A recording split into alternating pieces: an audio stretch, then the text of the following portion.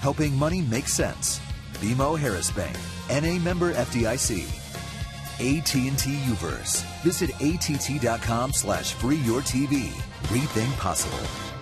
Ford. Check out America's freshest lineup at your local Ford store or at localfordstores.com. And by Southwest Airlines. Find our fares online only at southwest.com. Well, it's turned into a nice day. A lot of rain here this afternoon. Kind of odd. It started right at 1:20, but it stopped about an hour ago. And we're just moments away from the Astros and Cubs as these two longtime National League rivals meet. In fact, the Astros' first ever game back in 1962 was against the Cubs. They actually swept Chicago, the old Colt 45s, to start Houston's franchise history, and finished up in the National League with a 3-game series here at Wrigley Field last year. The one thing I really like about the Astros now, JD, is they're back to their old look with a lot of orange in their uniforms. That's the way it should be. Yeah, well, maybe a little too much orange with this particular jersey. They've rolled out a bunch of new looks, but yeah, I'm with you. I like the orange and blue. They're paying homage to the rainbow with their BP jerseys. And speaking of, that's been a very popular seller over the years, that old rainbow. Last year, the Cubs won 8 of the 15 meetings between these two clubs. Now, this year, this is just it's kind of weird to think of it as an interleague series. This is the only time these two teams will play this year. This 3-game set here at Wrigley Field. Two teams rebuilding, building through the draft, trying to develop and establish their young core of players. There's a team meeting going on in the Cubs dugout. Yeah, not a ton of room in there. Wait till we get to September when the rosters expand beyond 25. Well, it's been a pretty tight series dating back to 2009. Astros and Cubs, you mentioned. Cubs won 8 of 15 last year. 15 games over 500 all time here at Wrigley. 1 game under at Minute Maid Park. We actually saw the Astros right at the end of spring training. But, playing for real here. Yeah, I think you have to go back to like 2003 and 4 when both teams were still very competitive. And that was a good rivalry between these two clubs back in the day.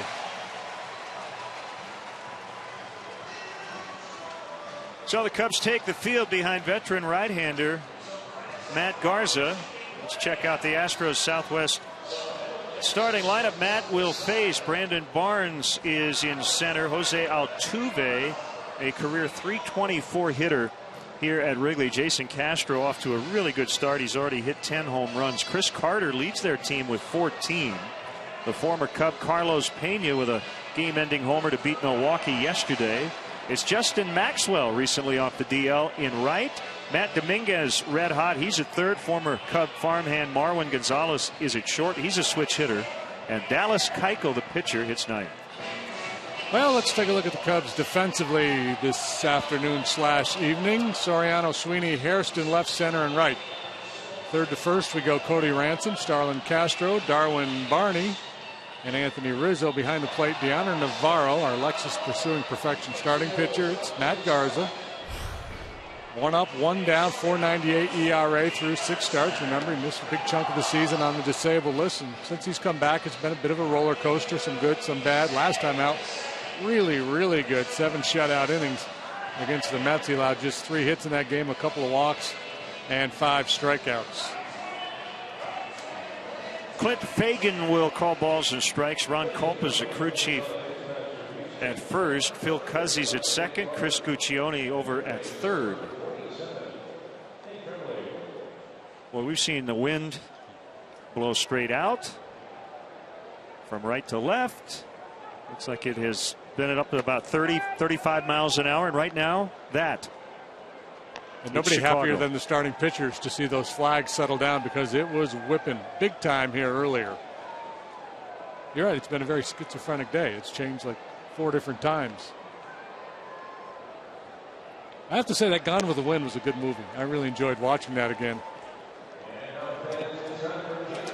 I got halfway through the Sopranos series during the rain delay.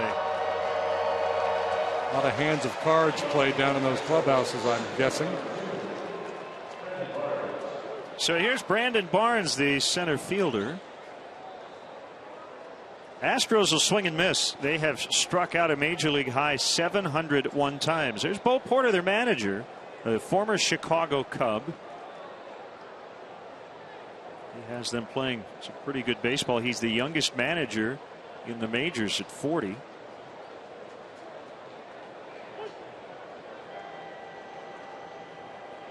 And Garza ready to work. And we are underway. I think the Astros were looking for a high-energy, enthusiastic guy. They've got that in Bo Porter, former University of Iowa football player as well as baseball. The 1-0. Outside for a ball. That's a record pace.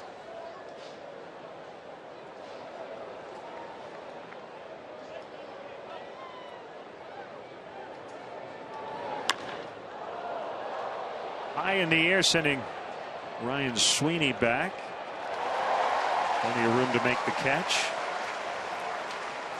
Astros 11th in the American League in runs scored. They're 10th in home runs. They've hit 75. This guy doesn't swing and miss very often. Jose Altuve.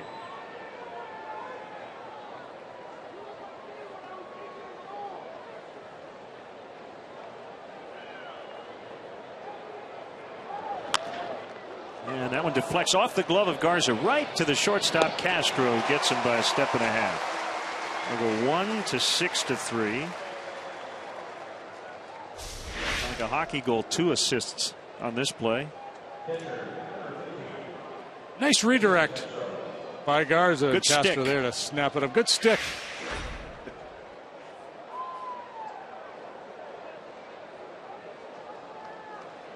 The guy who's really come into his own, left-handed hitting catcher, Jason Castro, currently on a 7-game hitting streak. He might get some all-star consideration.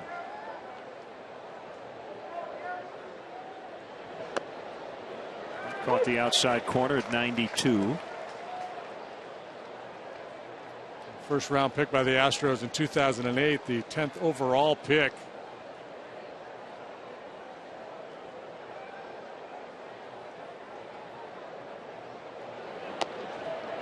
Made some adjustments to his swing. See it coming a little bit towards the end of last year. Started to drive the ball a little bit more.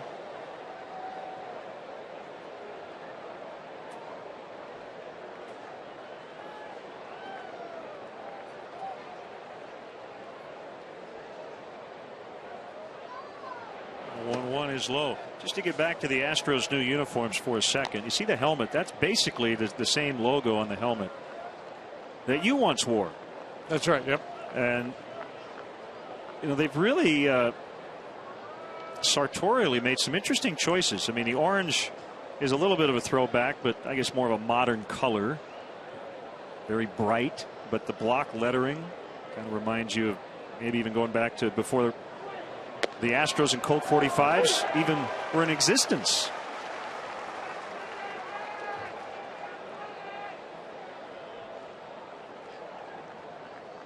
An interesting look, but uniquely Houston's. I saw Jim DeShay's jersey in the stands earlier. How about that? We'll have to find that guy. Send him a hot dog or something. Swing and a miss. Garza, after a 3-hour wait, goes 1, 2, 3, and the Cubs are coming up.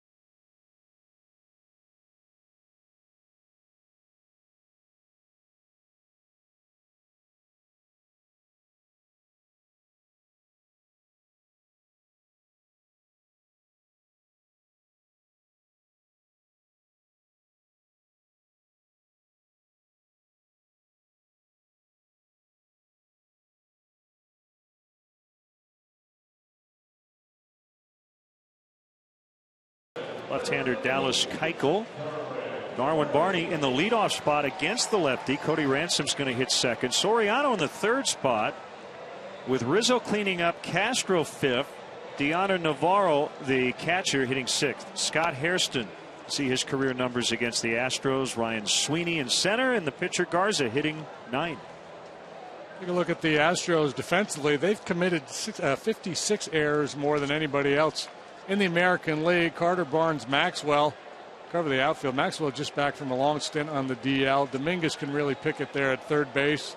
Gonzalez and Altuve have the middle covered. Pena, very slick fielder, at first. And Jason Castro behind the plate for our Lexus starting pitcher for the Astros, lefty Dallas Keuchel, 25-year-old left-hander.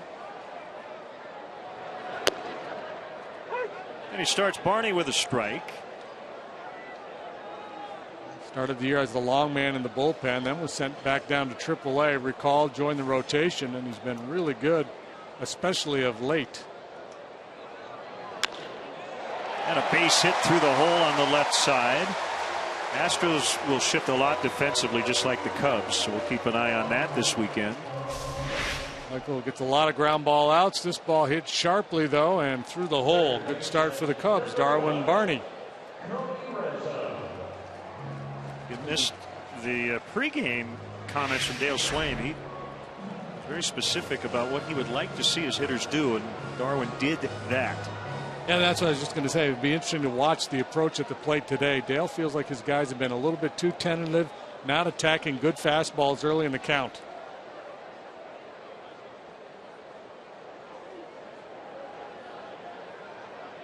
Said he wants to see his guys hitting to take, not taking to hit. And there's a different slide step, and the pitch is low on the former Astro Cody Ransom. 19 games with Houston in 07. 7 of his 8 home runs have come against southpaws.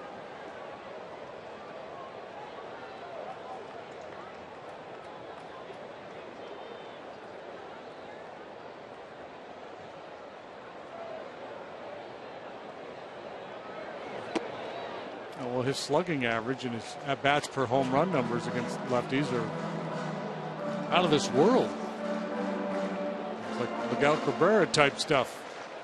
Keuchel give you a little bit of everything. Fastball, slider, cutter, curveball, change.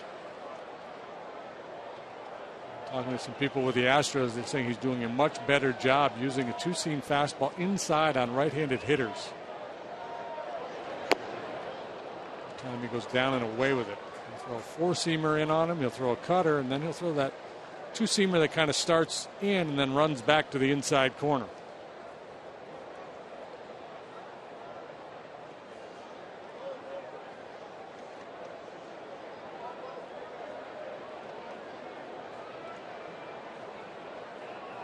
Because he is a contact guy and a ground ball pitcher, these are the types of counts you're inclined to put plays on, a little hit and run or something. Bouncer foul. Dale probably less likely early in the game to do that until he just sees what Keuchel's all about here today. And the other thing you don't want to do is force Ransom to go out of a pitch out of the strike zone on a hit and run play when he may be your best home run threat against left-handed pitching.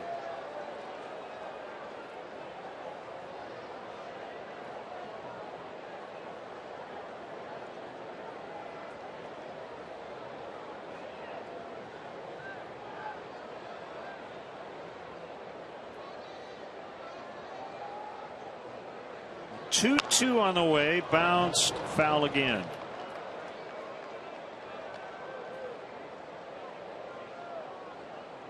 So that was fun. 3 hours of hanging around, waiting to play ball. 3:18 to be exact.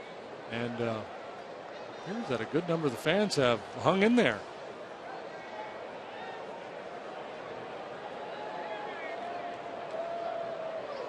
I'm impressed. They came to see baseball today. We're getting it here late in the afternoon. 3-2. Dale will probably send Barney here.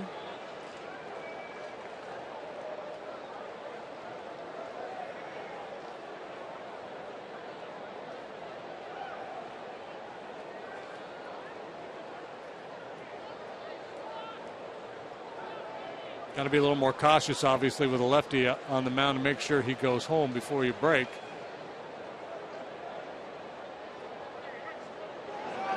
Runner does go swinging a miss, strike three. Barney's going to be out. And the first inning. Well, actually, that's only the second out. There's the irony. You started the base runner to stay out of the double play because you got a ground ball pitcher on the mound, but it all blows up on you when you get the swing and miss at home plate. And because of the lefty on the mound, Harlan Barney's got no chance. I'm going to do the old Harlem Globetrotter call a timeout play. But beyond that, he had no choice. He was toast. So 2 outs, nobody on after the strike him out, throw him out. And it's Alfonso Soriano hitting in the 3-hole today.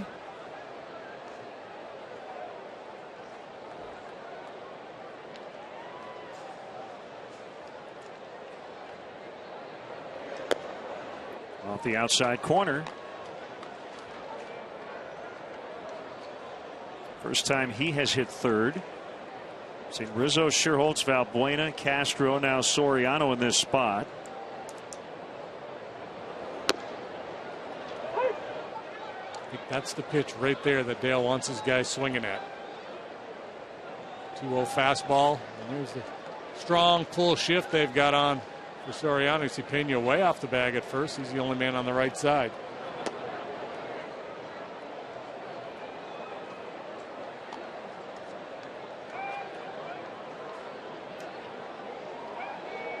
Cubs just completed a 3-4 road trip. This is the only 3-game stretch at home over a 19-game portion of their schedule. Right back to the road starting Tuesday. That one will get into center. Line shot, base hit. Altuve, the second baseman, over there on the shortstop side of the bag. So the Cubs have 2 singles here in the first. Solid single through the hole by Barney. Now good line drive single by Soriano, and a pitch on the outside edge and down. Stays on it. So after a 2-for-29 trip, Soriano starts this series with a knock as he chats with a former teammate, Carlos Pena. Here's Anthony Rizzo.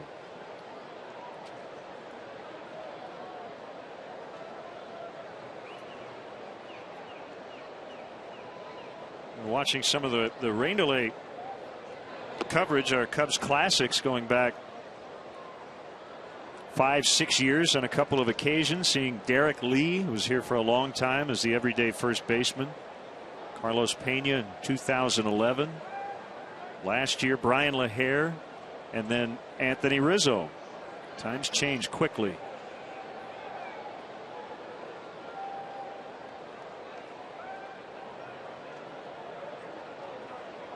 Here's a 1-0 pitch. It's on the outside corner for a strike. Michael, not one of those lefties that dominates left-handed hitters. As a matter of fact, they're hitting .299 against him. He doesn't have that real nasty breaking ball. He's from Tulsa, Oklahoma.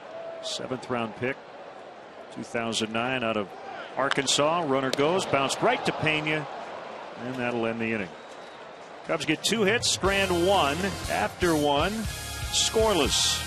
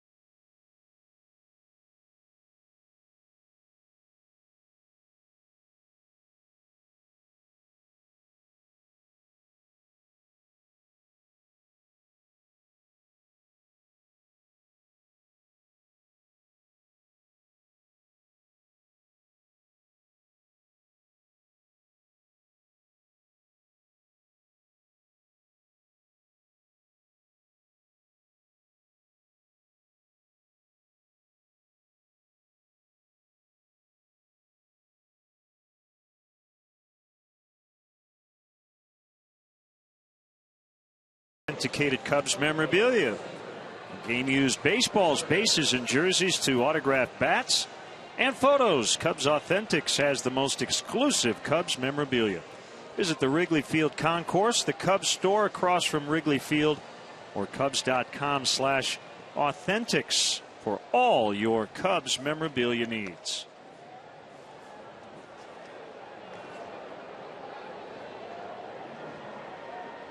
Chris Carter playing left field will lead it off for the Astros here in the second. Houston has used 8 designated hitters. Carlos Pena 28 starts, Carter 20. The most common names in that lineup, but no DH this weekend.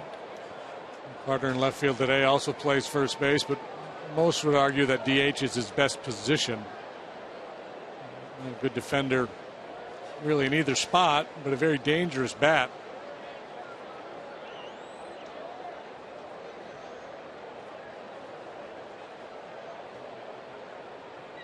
Astros got him from the Oakland A's over the winter. 1 ball, no strikes. Big numbers last year, just 67 games. He slugged over 500 for the A's.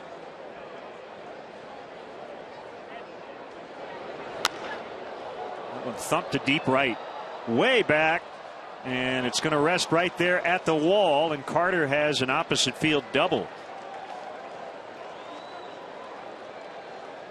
He's so strong. What looks like a guy just trying to shoot the ball the other way ends up carrying all the way into the well. The fastball on the outer third. Pumps it into the right field corner. Leadoff double for Garza. Trying to tiptoe around. Here's Pena, Silver Slugger winner in 07, also the American League Comeback Player of the Year with the Rays. He won a Gold Glove in 08, was an All-Star in 09, and was a Chicago Cub, as we mentioned, in 2011. This is actually the first time he's ever played against the Chicago Cubs. Played against everybody but until today. That was 1,458th career game, and he hits a humpback liner out to Ryan Sweeney. Good contact for Pena for an out. Pena's paying attention to Dale Swaim's advice. Pena usually a pretty patient guy, but he was up there looking for that first good fastball. Now Justin Maxwell came off the DL earlier this week. He missed 8 weeks with a fractured left hand. He started the year in center, but Brandon Barnes, who was a part-time right fielder when the season began, did such a nice job defensively out there. Barnes has earned more time at that spot. Maxwell's playing right. And he looks at a strike.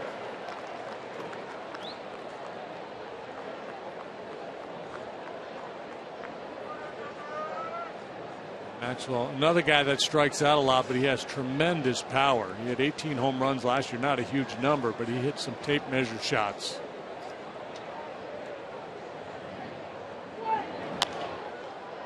That's fouled out of play.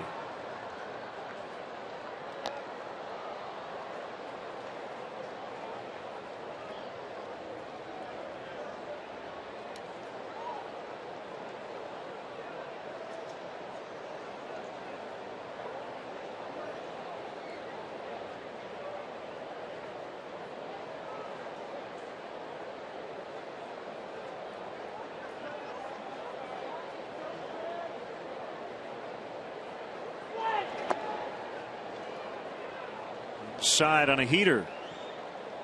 1-2 the count. Astros signed the #1 overall pick earlier this week, Mark Appel. The combined record of their minor league clubs, ranking 3rd behind the Rangers and Mets. A lot of talk in Houston about guys who are not currently on their roster, and you certainly can make some comparisons to the Cubs in that regard. Got a young manager. They've got a new President of Business Operations, Reed Ryan, the son of Nolan, the Hall of Famer. They're in a new league, new uniforms, a lot of new for the Astros. Maxwell grounds to Ransom. So Carter still at second, now 2 outs. Yeah, most observers feel like the Astros have done a really nice job in the draft in the last couple of years. They've had number one overall pick both this year and last. Last year they got Carlos Correa, who is considered by many to be the top athlete in the draft. Some people had him 5 or 6 in the pecking order, but they got him last year and were still able to get Appel this year, who many thought was the best pitcher available in last year's draft. They got creative with their slot money and really brought a lot of talent into the organization. Ball 1 on Matt Dominguez. Came over from the Marlins last year in a Carlos Lee trade. Carlos Lee turning 37 today, and he retired. 14 years, 358 career home runs. On this El Caballo. El Caballo waited for his birthday to retire. Or the summer solstice. I'm not sure which took priority for the big fella.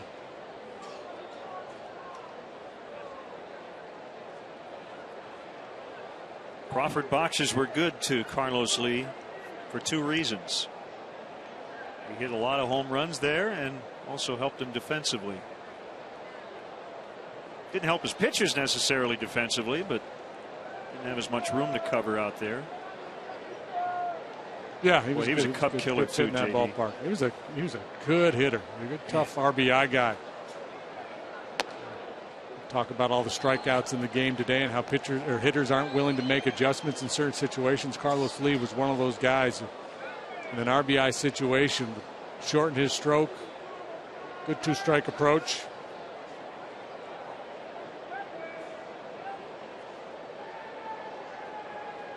Three 3-0 on Dominguez. Marwin Gonzalez on deck. That's a strike.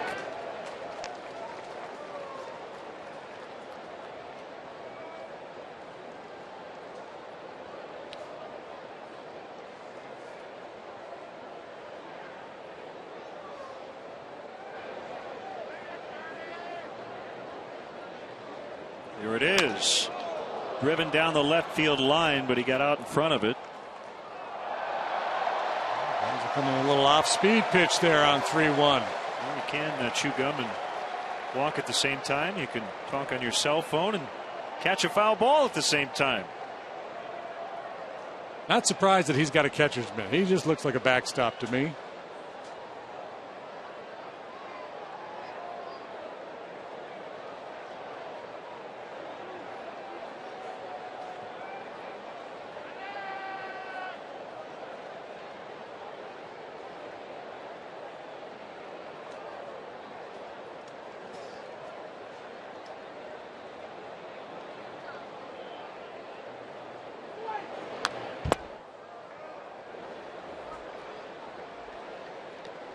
Garza cranking that one up at 95 miles an hour fastball in that start against the Mets. Right around 92, 93, but he was able to get a little extra from time to time. His fastball command was really good in that start. So whenever he wanted to, he could throw that fastball down over the outside part of the plate around the knees.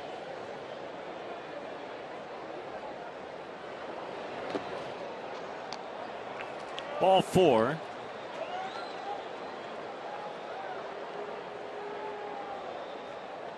We'll bring up the switch hitter Gonzalez.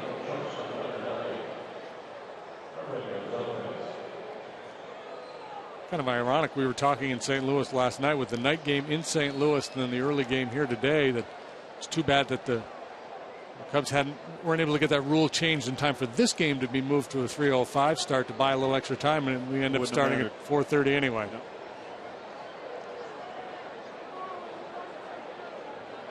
Gonzalez made his debut last season. Originally signed by the Cubs out of Venezuela in 2005. Never did get to the big league level with the Cubs.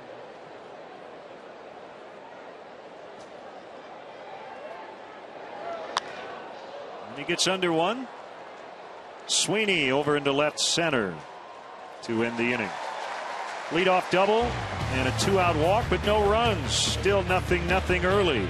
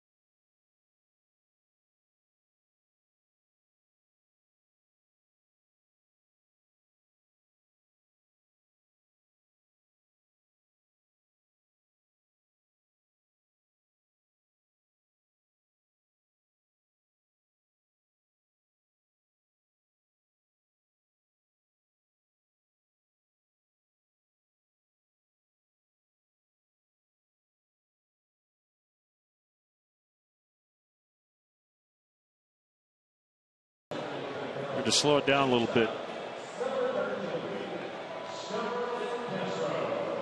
Get this field in good shape. Chariots of Fire music we can kind of put in behind this. Men running in galoshes.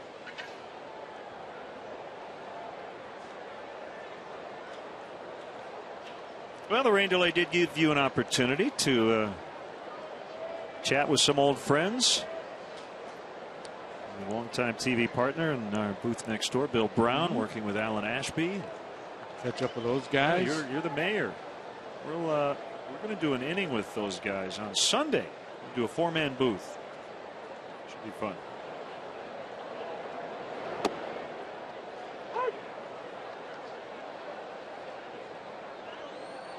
I know what it's like when you see your former team. You're excited to get to the ballpark. You talk to everybody. And all of a sudden, you look down and you go, "I haven't filled out my scorecard, and I've got 10 minutes before I hit the air." Exactly right.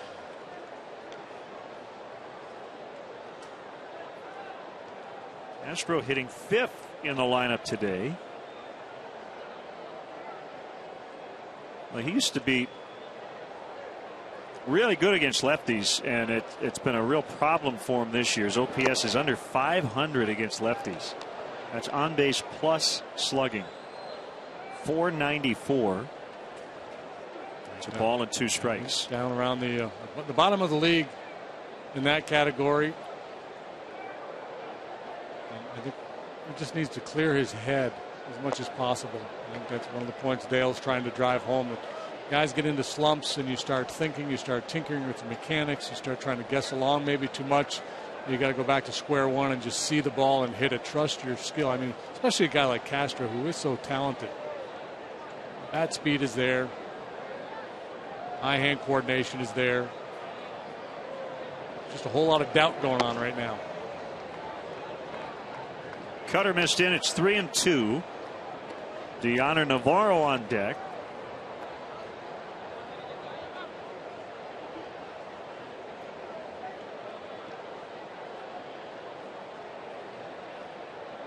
It's okay. I think we're going to be all right the rest of the way in terms of the rain.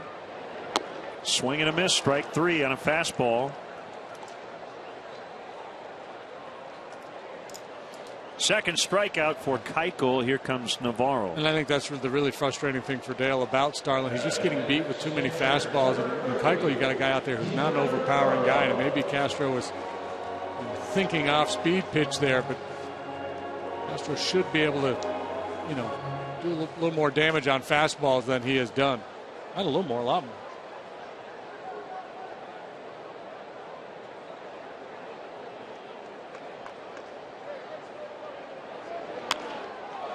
Morrow swings at the first one out into center. Barnes with the running grab.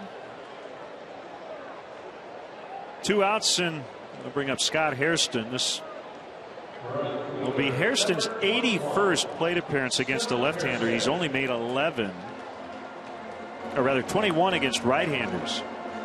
So a vast majority of his time has come against lefties in a starting role. He has 11 hits against lefties, 5 homers and a double included.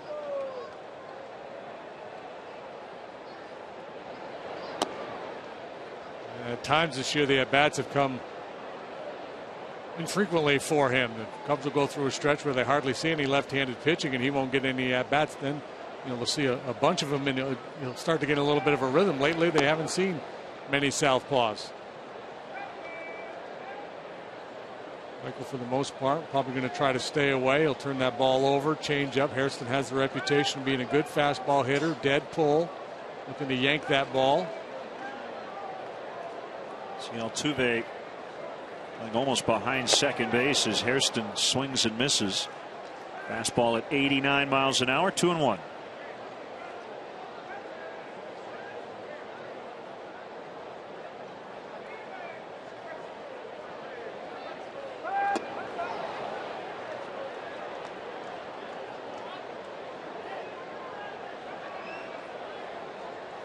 Sped him up. Now he slowed him down. We'll see what Keuchel has up his sleeve this time.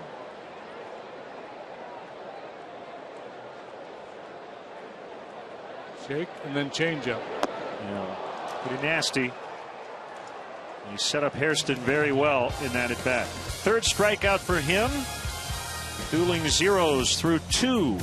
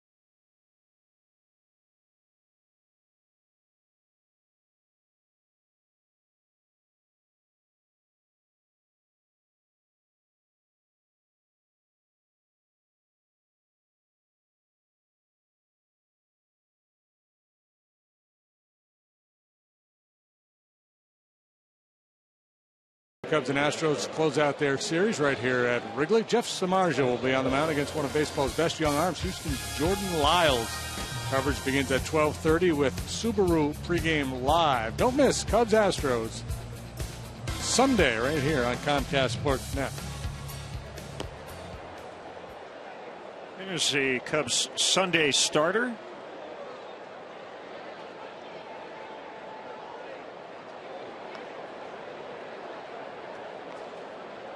It's all relative.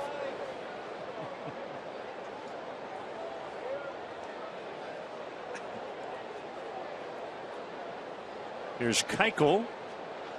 These guys don't just get to swing it very much anymore now that they're in the American League.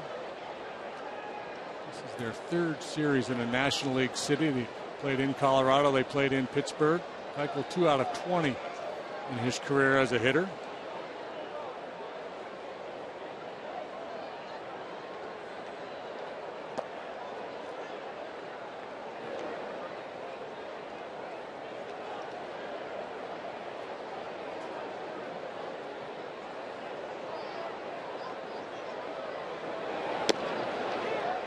Four-seamer for a strike. What's up with number 60?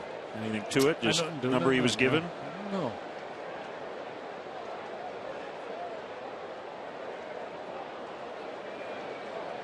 I'll go ask Brownie in between innings.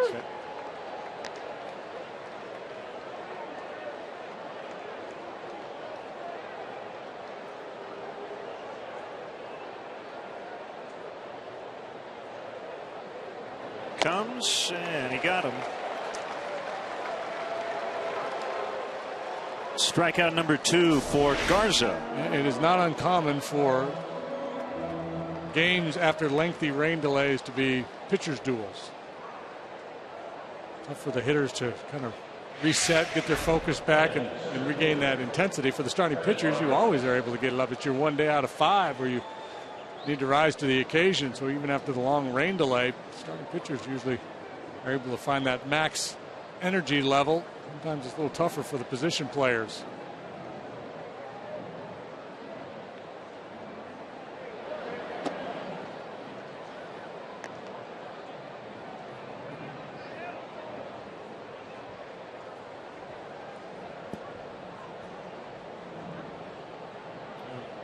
We alluded to the Astros being in a transition mode.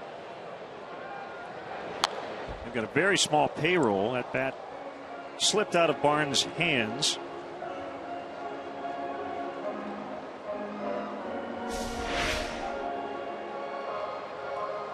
Big aggressive swing here from Barnes. Loses the handle. Their payroll this year is about $26 million. Alex Rodriguez will make $29 million. Astros with the lowest payroll since the Marlins, $22 million back in 2008. On a hop, it'll be backhanded by Castro, and the throw pulls Rizzo off the base. That's a throwing error on the Cubs shortstop. That is his 11th error. Made a couple on the road trip. This time he just takes a little extra time getting his feet set, and with Barnes busting him down the line, he's forced to hurry the throw. Maybe a little extra half step there.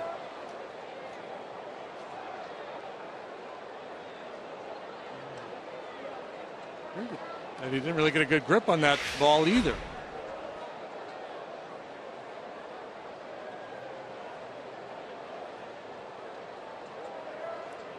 On the other night, he was kind of pointing at something in his arm and cranking it around like he's trying to shake it loose a little bit. It might be barking some.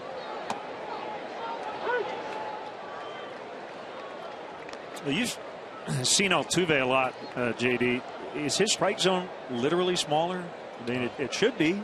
Yeah, he just should be smaller than a guy who's a foot taller. He's 5'4", I believe, Jose. One of the great two-sport athletes today. He mounted Palace Malice in the Belmont Stakes before returning to the Astros. Now he's listed at 5'5", but you know how that goes. He's cheating an inch, yeah. He really looks like a jockey with that bright orange with his silks on. Takes a lot of heat over it. A good-natured kid. You would love to have him on your club. He's like a gym rat for baseball. He just loves being at the ballpark. Well, he was an all-star last year. 2 years ago, he combined for 200 hits, 139 in the minors, 61 with the Astros, and then had 82 more in winter ball after the season. That's 282 hits in 1 year of baseball action. And as we sing his praises, he hits into a 6-4-3 inning-ending double play. The error does not hurt Garza. We go to the last of the third. It's the Astros.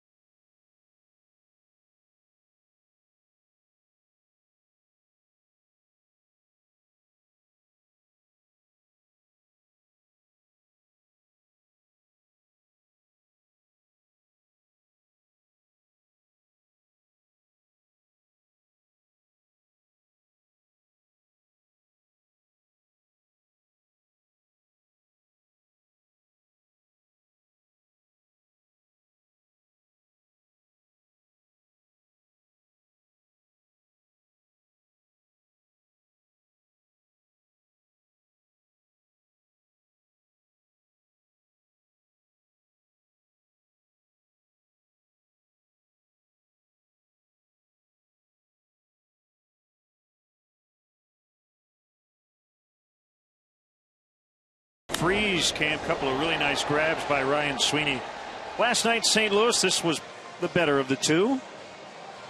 Great timing, and then at the wall, up he goes. Not sure if it would have left the ballpark or not, but they took away at least a double.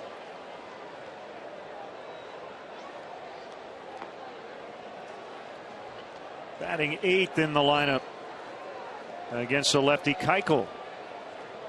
0-0 here in the bottom of the third. Little guy's conflicted. I guess you could say he'll be happy either way. As long as he's got his hot dog, he's good. Off the outside corner, 4-1. Garza on deck. And then Darwin Barney. Fly ball to left. This is Carter. Just trying to find a little consistency at home plate. They really didn't do much at all in that 4-game set against the Cardinals. They had that one big inning against Adam Wainwright. Ambushed him after 2 were out and scored 4. But other than that, it was pretty meek.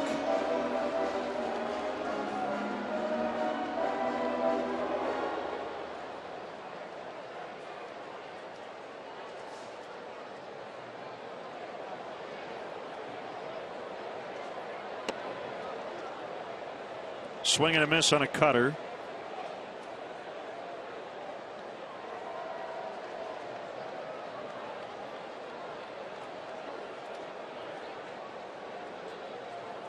A wind and the 0-1. Good curveball. 0-2.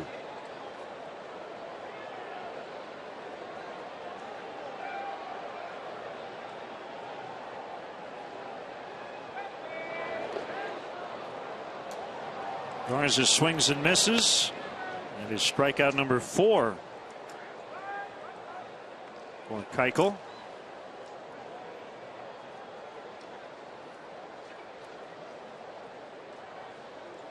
Calling all educators. Take a break from grading papers on July 9th as the Cubs salute our favorite teachers during the 3rd annual Teacher Appreciation Night here at Wrigley Field. Enjoy the evening as the Cubs take on the Angels at 7:05.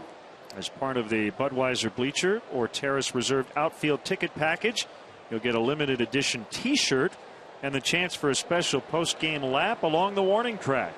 For more info or to purchase tickets, go to Cubs.com/special events.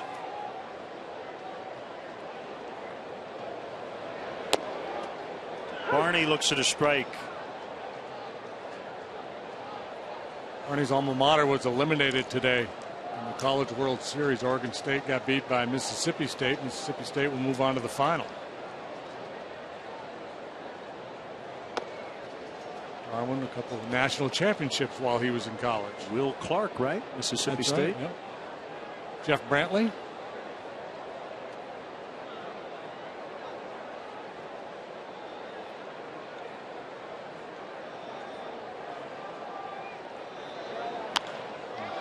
Turns on that one. It's a fair ball, about a foot inside the line. And he has a 2-out double. So from the leadoff spot, Barney is 2 for 2 today. Came in at .216 on the year.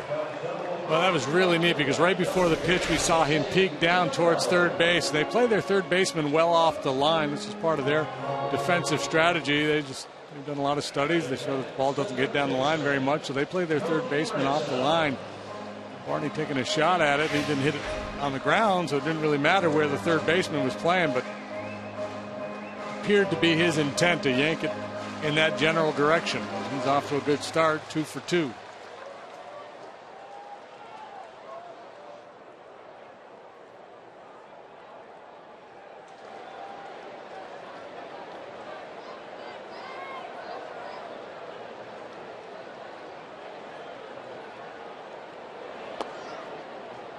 Ball 1 on Ransom. A guy like Keuchel on the mound, typically it's a busy day for the third baseman. Finesse left-hander who gets a lot of ground balls, right-handed hitters. All the balls on the ground to the left side. Matt Dominguez, he's made 8 errors. He's really talented.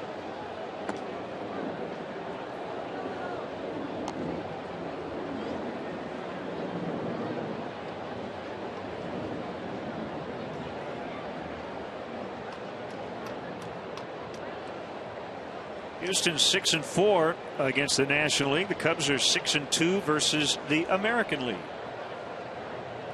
Two teams that are well below 500 overall have done well in interleague play. The 2-0 is hit in the air foul on a long first, out of play.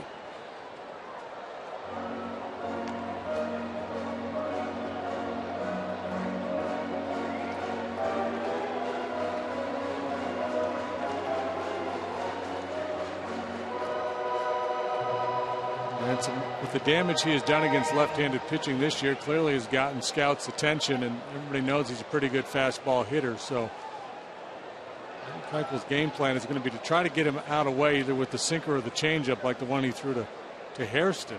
If he throws him a fastball, it'll likely be off the plate. And just show me hard in fastball to try to go soft away. The changeup, and Ransom sniffed it out, didn't even flinch.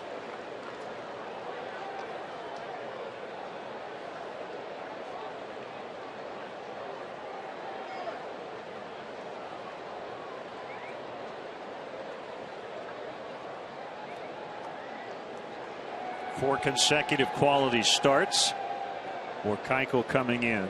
2.13 ERA, winning 3 of those 4 outings. That is just his 5th walk in his last 5 starts.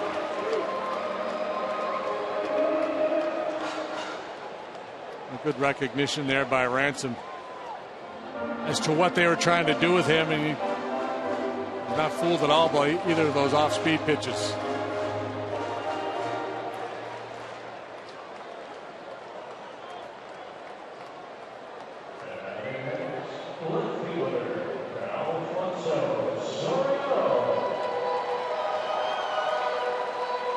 Soriano lined a single into center in the first inning.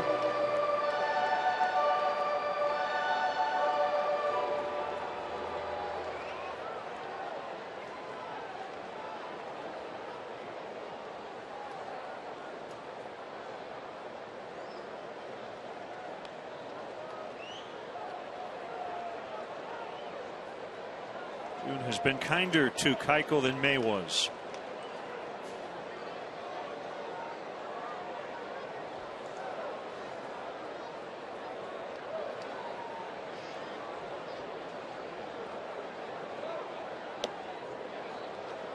Low for ball 1.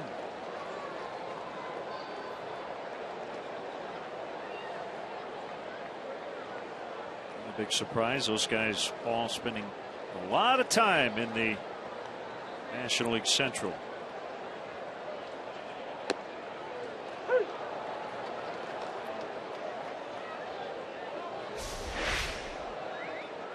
To be successful, he has to really pinpoint that fastball, and that time he did. This is Keuchel's second start against the Cubs in his career. Pitched 4 innings of 1-run ball against them last year. First ever time on the mound here at Wrigley Field. Ground ball to short. Gonzalez will feed Altuve, and they barely get Ransom. That was close. So we'll head to the 4th. 0-0.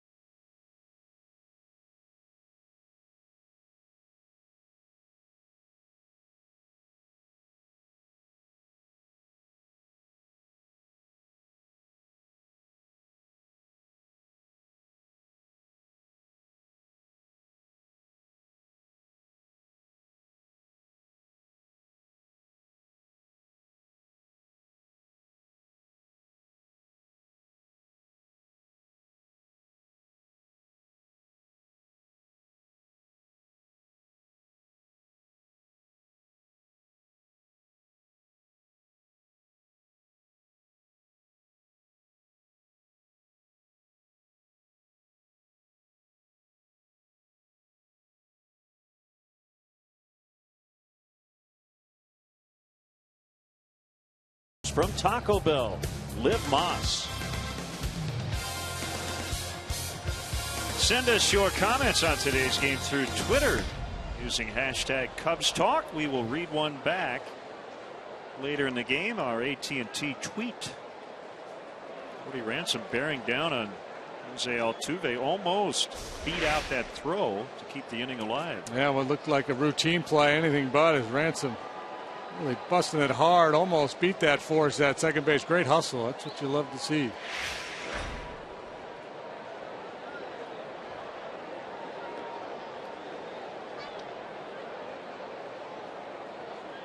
Play the whole game.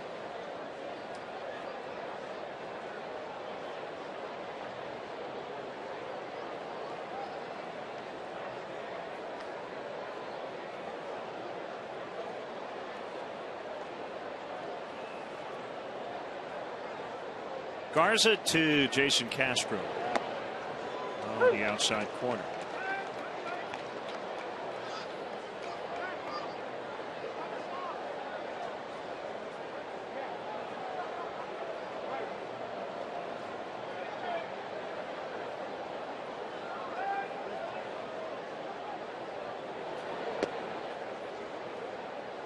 Uncle Charlie makes an appearance.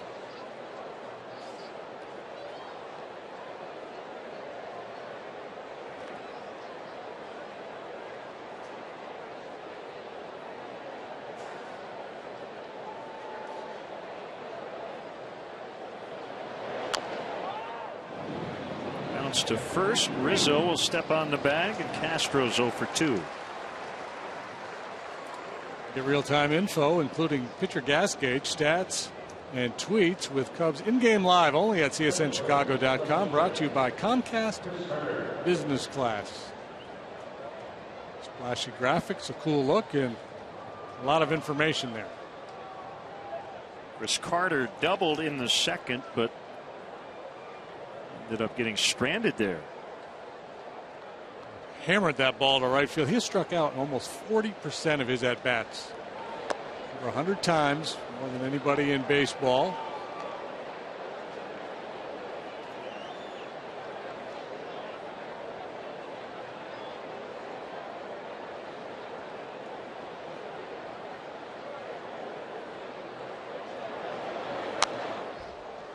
Slider was up a little bit. Carter fouled back. So there's a little history going back to last year, and I wanted to kind of tie this up, this loose end. Bo Porter was the Nationals' third base coach. And we talked about it when we were in D.C. last season. The Nationals swept the Cubs in a 4-game series there, and it was a pasting all 4 days as Ransom throws to first. Well, you had guys throwing at each other, and the dugouts kind of flared up, and Bo Porter and Jamie Quirk ended up screaming at one another. But at the end of spring training this year, I happened to be there doing the webcast, and Bo exchanged the lineup card at home plate with Jamie Quirk, and I thought it was great, and they both shook hands and patted each other on the back, and I think put some closure on that incident last year. A couple of competitive guys in the heat of battle. So that was nice to see. There's Pena with 2 outs. And he looks at a strike.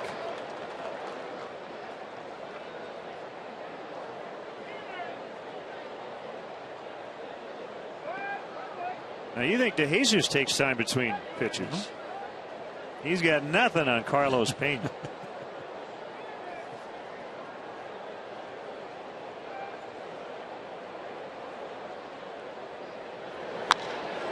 And he drives this one deep to right. Foul. He drove one deep to right yesterday for a game-winning home run off a lefty, Mike Gonzalez. 3-run homer. Literally a walk-off as he strolled down the first baseline watching that thing fly out. That was in the 10th inning, including a very successful homestand for the Astros. 6th career game-ending home run, his first in 5 years. 3 out of 4 from the White Sox, 2 out of 3 from the Brewers.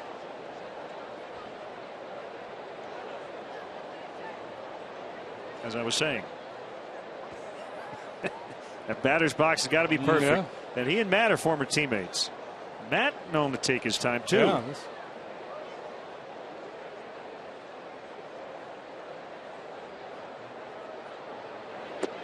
Yeah, got an entire game of Garza Pena matchups. It might last 7 hours.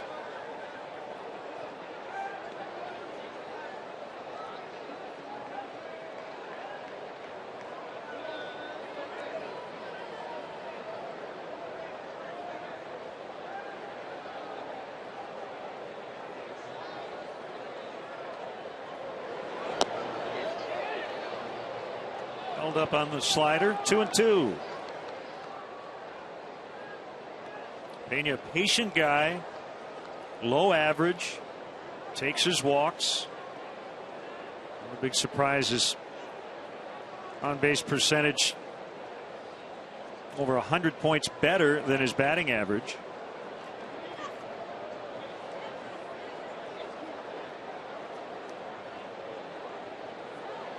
I think he went that time. He did. Call made by Clint Fagan, the home plate umpire, and they go down in order for the second time here in the first 4. Midway in the 4th, no score.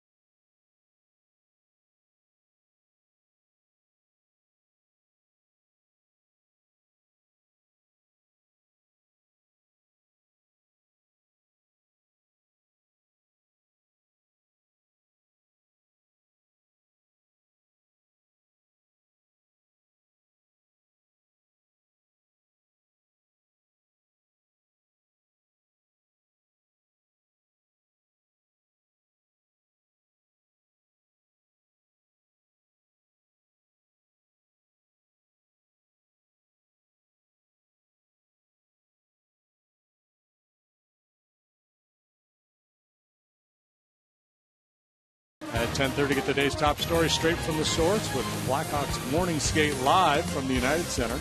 At 6, gear up for the game with Chevy Blackhawks pregame live.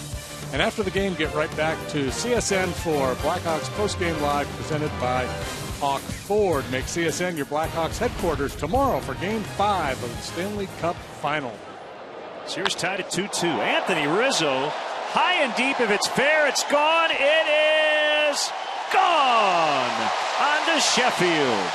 A towering, majestic blast on the first pitch. A long time coming for Anthony Rizzo, and boy, does that have to feel sweet. Look at that good aggressive approach. Yeah. He's loving that one. A cut fastball about belly button high, and the only question was, would it stay fair or not? A towering drive.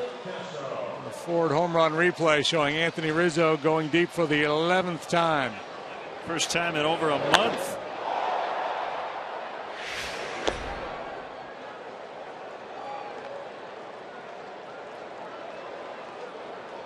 So a 1-0 Cubs advantage.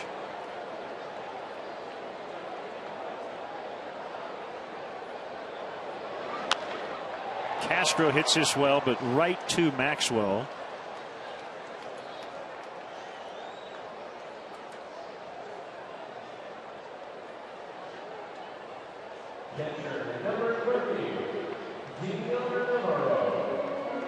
It's Deoner Navarro, who joined us late. We started late, 3 hours and 18 minutes after the scheduled start time due to rain.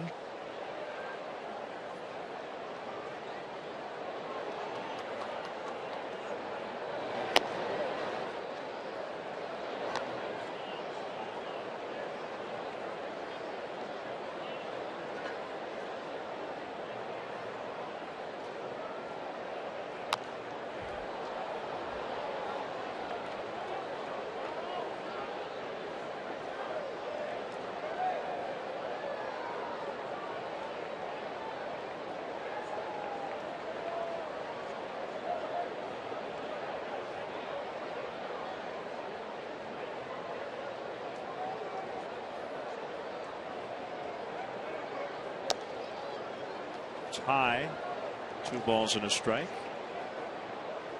Got rock and roll on my mind. We got the hot stove tonight over at Metro. I guess if this game were a rock and roll band, it would be Guns N' Roses. Notoriously late.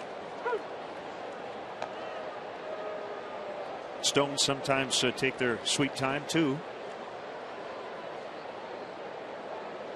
but all worth it for Anthony Rizzo. The longer home runs we've seen here at Wrigley this season. Navarro with a base hit.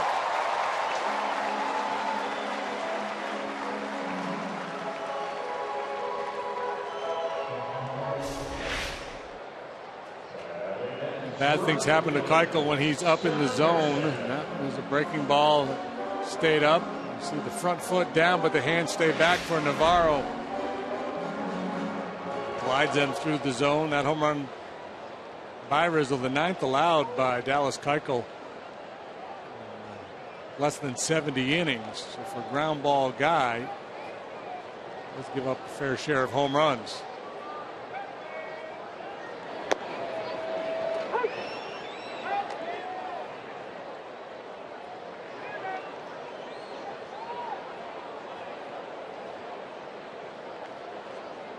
Guys right there who are happy they waited out the long rain delay. Barney's 2 for 2. Rizzo hit his first home run in a month. Change up low.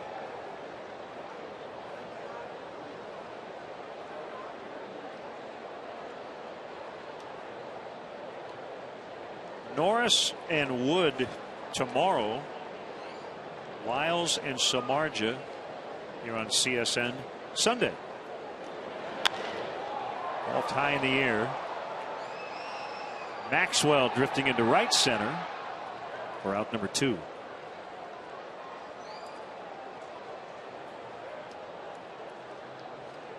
Hard to believe that Travis Wood is under 500 with a 2.74 earned run average. Four of those guys throwing the ball very well.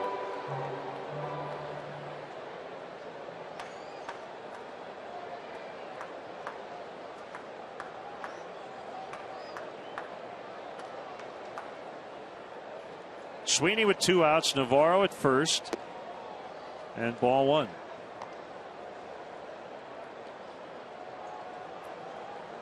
Tigers have cut Jose Valverde from their roster designated for assignment. 0-1 with a .559. He's 9 for 12 in save opportunities. That has been a real problem, that 9th inning for the Tigers this year.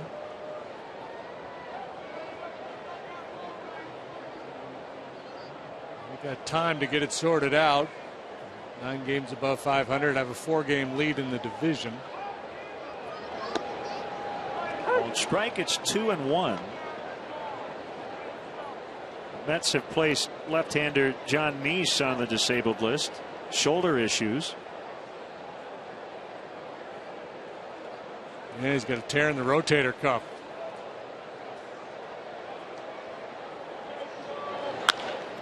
That one hit hard on the ground into right. Maxwell will pick it up. Navarro's got to stop at second.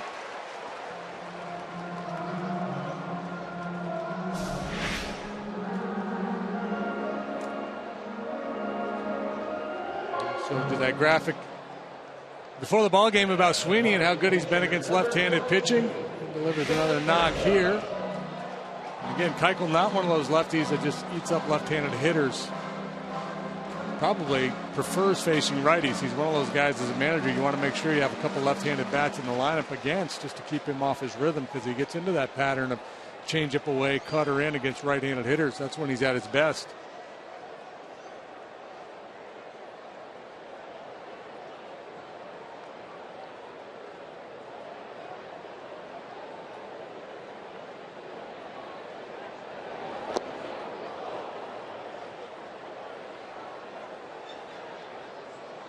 AT&T Uverse Multiview.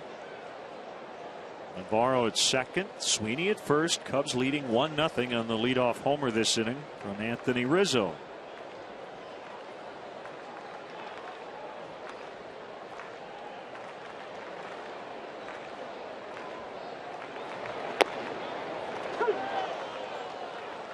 Yonder Navarro doing a nice job out there at second base, getting an aggressive secondary lead. He knows he's not a speedy guy, and he wants to make sure he gives himself a chance to score if Garza punches one into the outfield.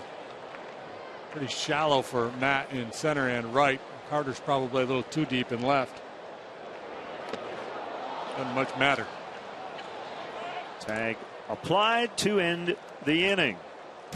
But Garza will take the ball with a lead for the first time today. It's 1-0 on the Rizzo blast onto Sheffield as we head to the fifth.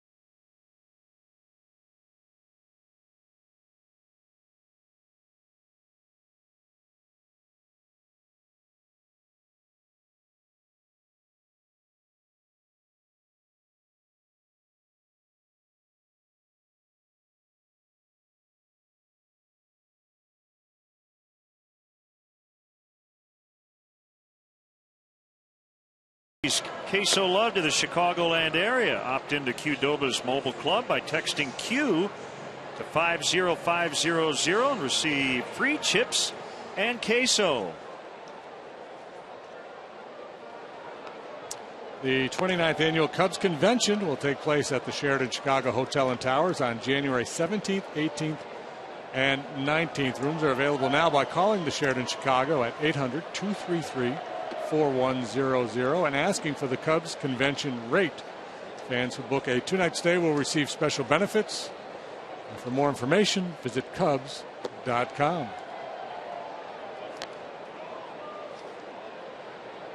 Cubs leading on a Rizzo homer.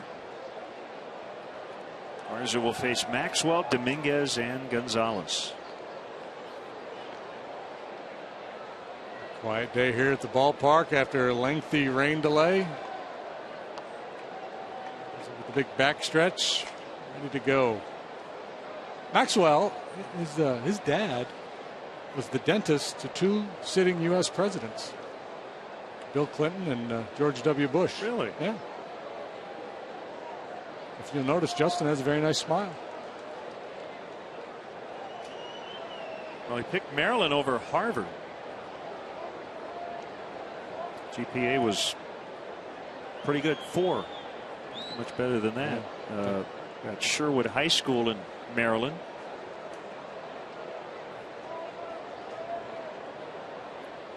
Battled a lot of injuries in his career, and he sends one high in the air out to Sweeney in center. Nothing better for a pitcher, I would imagine, than getting an out on the first pitch of an inning. Right, and that's and that's the kind of the dilemma. Dale's been talking about wanting his guys to be more aggressive. You're taking too many first pitch fastballs. There is a downside to that aggressive approach. You can make some quick outs and set the opposing pitcher up for an easy afternoon at the ballpark. And I think the point that Dale's trying to drive home is that the approach has to be dictated by the situation, who you are as a hitter, where you are in the score of the game, base out situations, all those things have to factor in. Bottom line, he wants to see a more aggressive approach.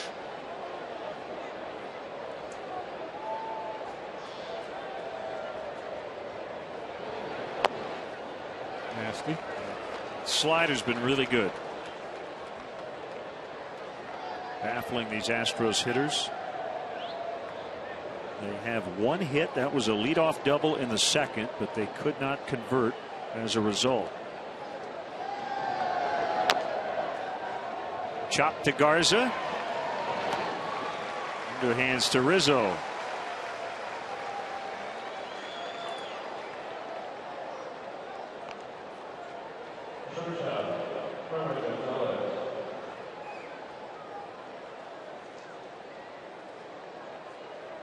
Talking with Alan Ashby earlier, who's doing color alongside Bill Brown over there on the Astros telecast. And Ash worked up in Toronto for a number of years, and he said, man, every time Garza pitched against Toronto, you could pretty much pencil him in for a 2-hit shutout. He really dominated that club. Faced them a lot as a Ray. Alan Ashby doing that awesome blue Comcast Sportsnet golf shirt. We all came color coordinated. How about that? Yeah. What are the odds? What are those guys to wear their Cub blue today?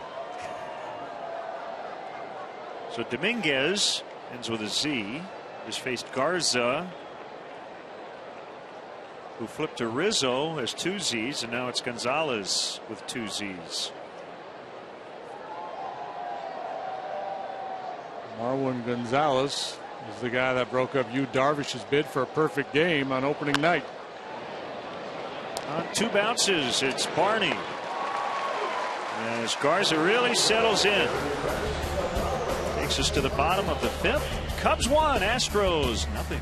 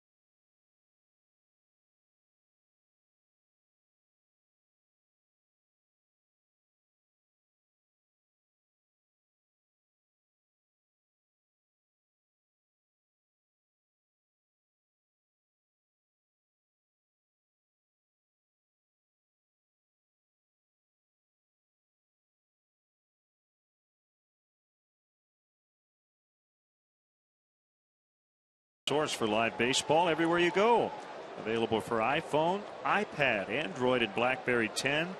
At Bat delivers Cubs baseball with live audio, pitch tracking, stats, news, highlights, and more. Text at Bat to 31826 or go to Cubs.com for details.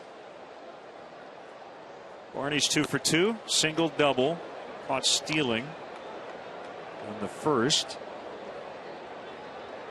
It's not a straight steal. He's running on a 3-2 pitch. Fouled off.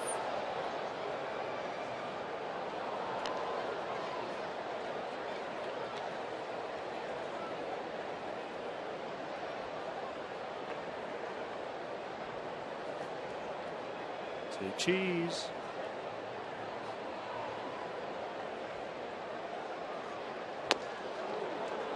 Good let up there. You know, guy's got a good changeup when he can leave it that high in the strike zone and still get a swing and miss.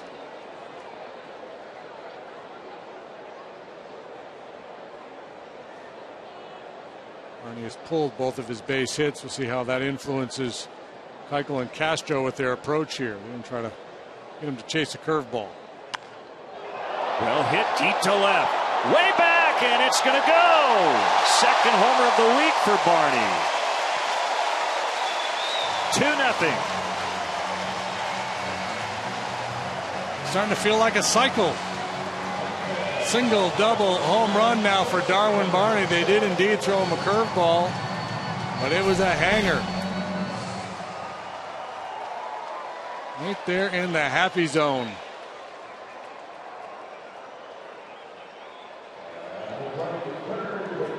No doubt about it. Hey, nice play out there. That ball was tattooed.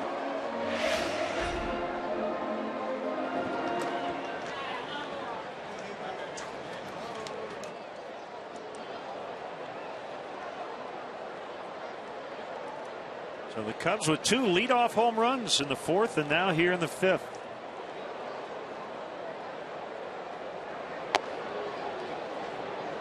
All one on Ransom.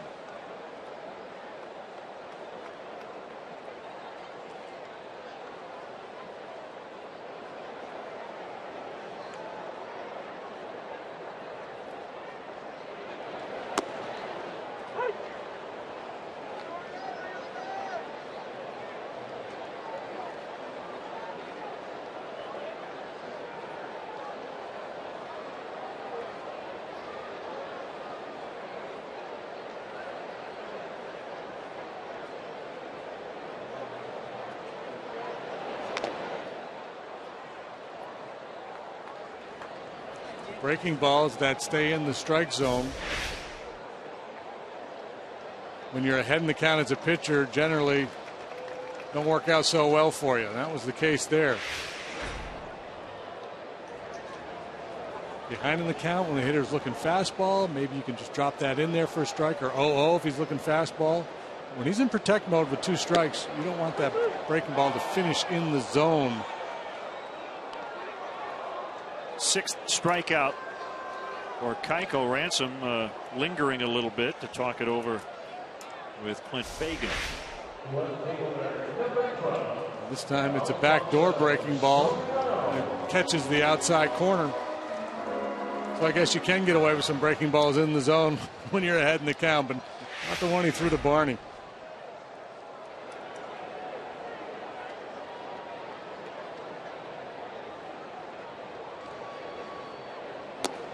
Side to Soriano.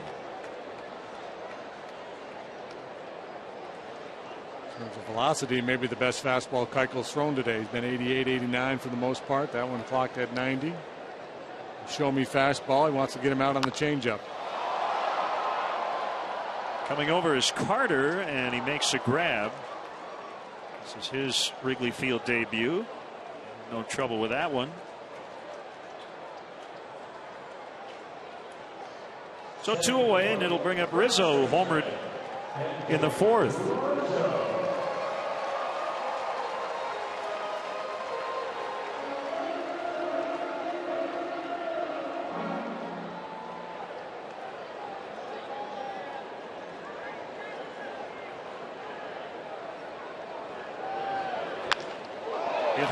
and through. That was not Altuve. That was a shortstop, Gonzalez, trying to flag it down. They're over shifting to the pull side. And again, first pitch swinging. Was lucky. That didn't take his head off. That ball was crushed.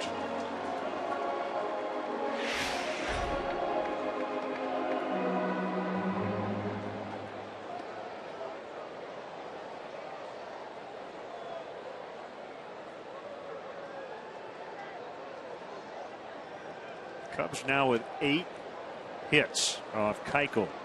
2 have left the yard.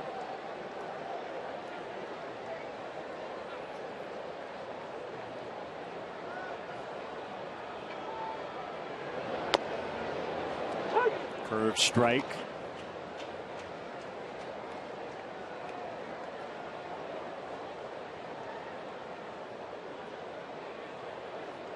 So Koji Uehara will jump into the closer's role with the Red Sox. He'll take over for Andrew Bailey, who's been struggling. So even the good teams, 2 first place teams we mentioned today, having closer issues. It's an epidemic.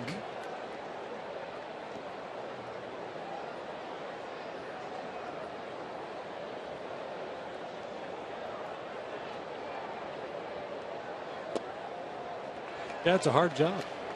But it also points out that you don't have to have a great closer. There's assumption you got to have a great lockdown 9th inning guy to be a good team. Not necessarily the case. You have to have a good bullpen. The way Kevin Gregg is throwing right now, I don't know if it'd take many closers currently over him. He's been that good.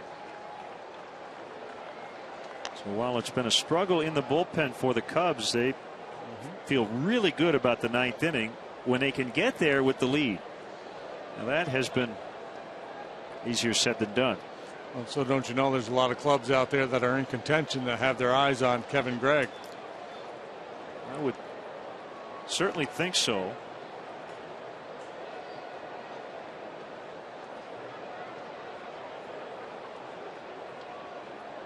The 3-1, Castro hits it foul, out of play.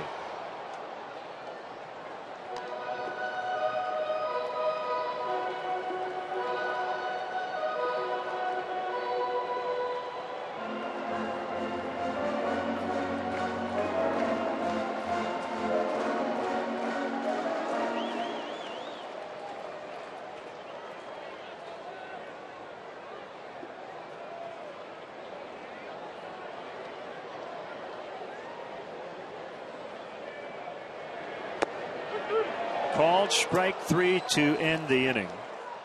Barney led it off with a home run. Cubs have hit 2 today. Rizzo in the 4th with number 11. Barney with his 4th of the year. And they have a 2-0 lead.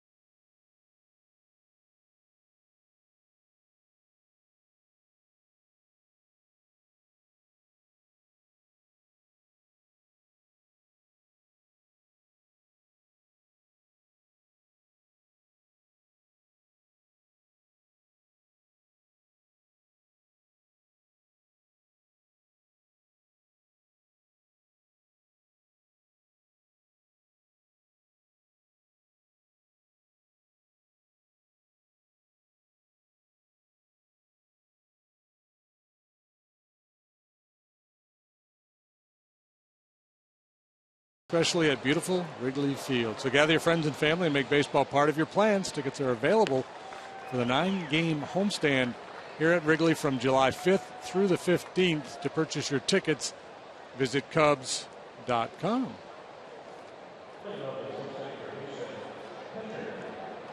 Take a look around baseball. Johnny Peralta, big home run yesterday for the Tigers to beat the Red Sox. Talking about those two teams with ninth inning closer issues. Evan Longoria, a couple of home runs, win over the Yankees. How about the Angels last night?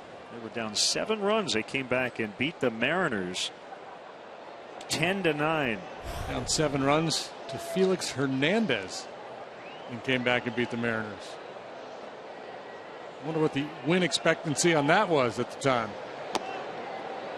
Pretty low, I think.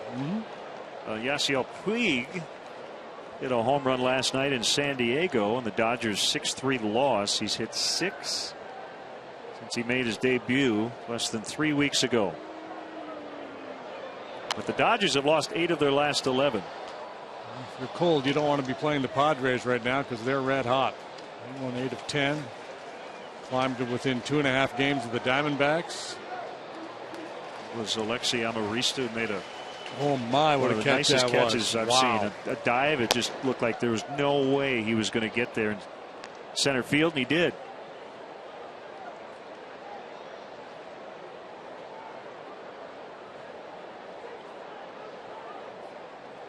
One and two on the pitcher Keuchel with Barnes on deck. It's outside.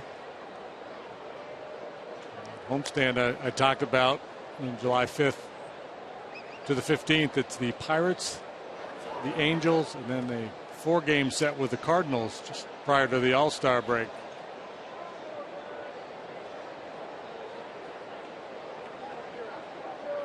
That's our next homestand, right? Yep. And then the break. Boy, it just flies by. Swing and a miss, strike 3.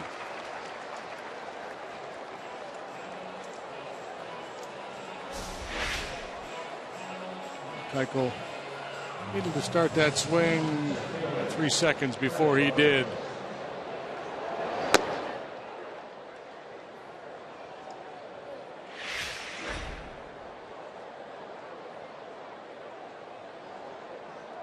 This guy shows up on the highlight reel from time to time. He's a very daring center field.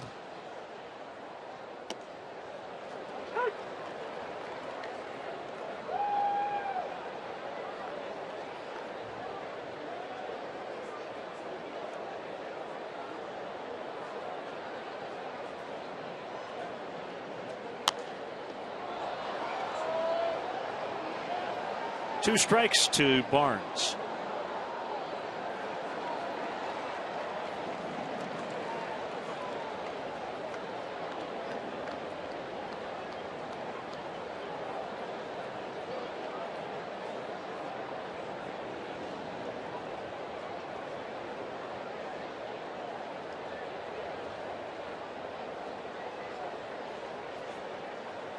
Here it is. Bouncer to Castro. Close play. Got him. 2 outs. Be careful laying back with Barnes going down the line.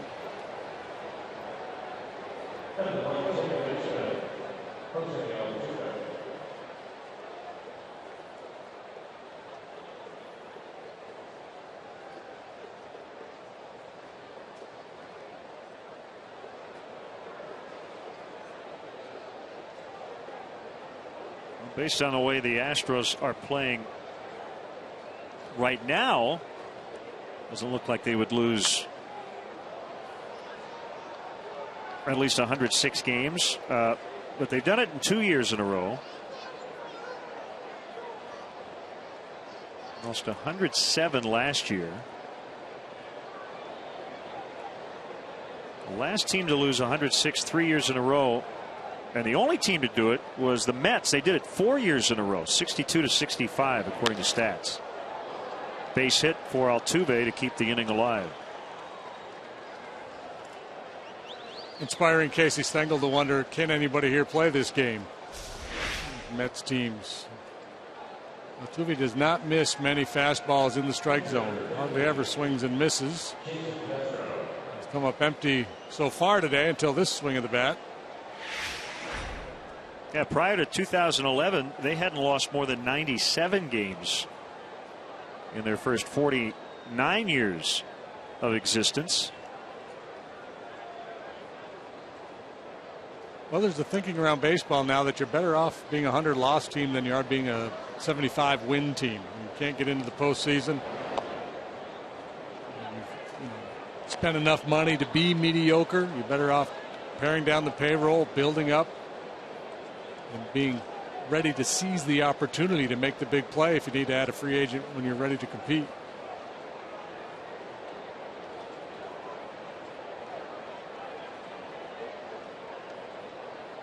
Kick, the pitch, ground ball to Barney. Inning over. 2-out single, but still no runs. Remember, Garza didn't give up a run in 7 innings his last time out. 2-0 Cubs.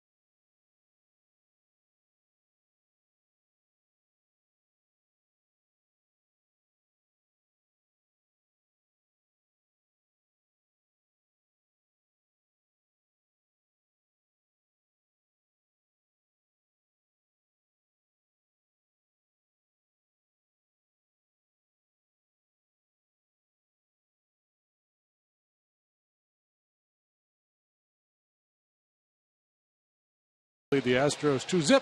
Don't miss the action as the Cubs battle the Astros again tomorrow. Game time is 3:05. Be sure to come early. The first 10,000 fans will receive an exclusive limited edition Edwin Jackson bobblehead presented by Comcast Sports Net. For more information or to purchase tickets, visit Cubs.com. Hey, good to see David DeJesus back in the Cubs dugout, even though on the disabled list with the sprained right shoulder. Initial prognosis is out a month. He's already missed a week. Cubs also have traded AAA infielder Brent Lillibridge to the Yankees for a player to be named later or cash. That just announced here recently. We wish Brent the best.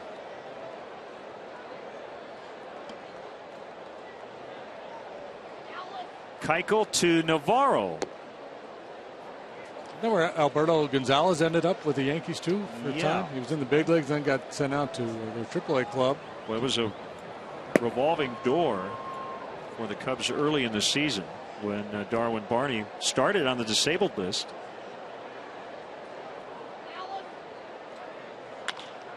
Hit hard on the ground, but Dominguez scoops it up and throws to Pena in plenty of time. Time now for our AT&T tweet. The Soto homer gave me goosebumps again. No, that was not the Texas Rangers Giovanni Soto or some other Soto. It was Gio as a Cub. We ran a couple of Classic games from 07 and 08. I believe it was September of 08. He hit the game-tying home run against Milwaukee, and the Cubs would win it in extras, and that's what we were looking at it during the rain delay. Some good feedback on Twitter. Rain delay theater? Yeah. I will say this, as Hairston drives that ball out into deep left center for the Cubs' third home run. 3 solos, and it's 3-0.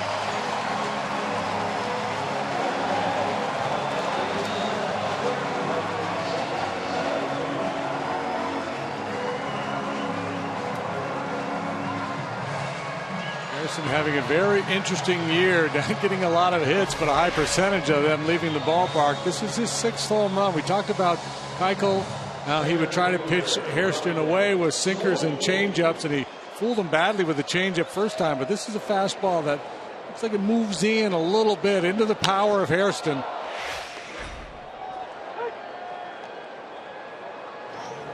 Juiced it.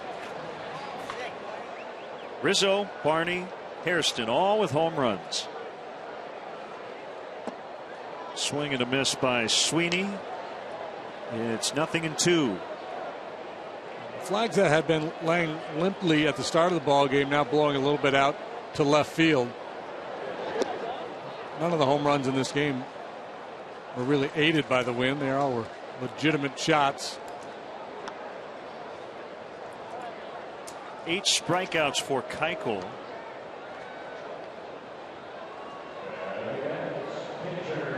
Already setting his major league career high.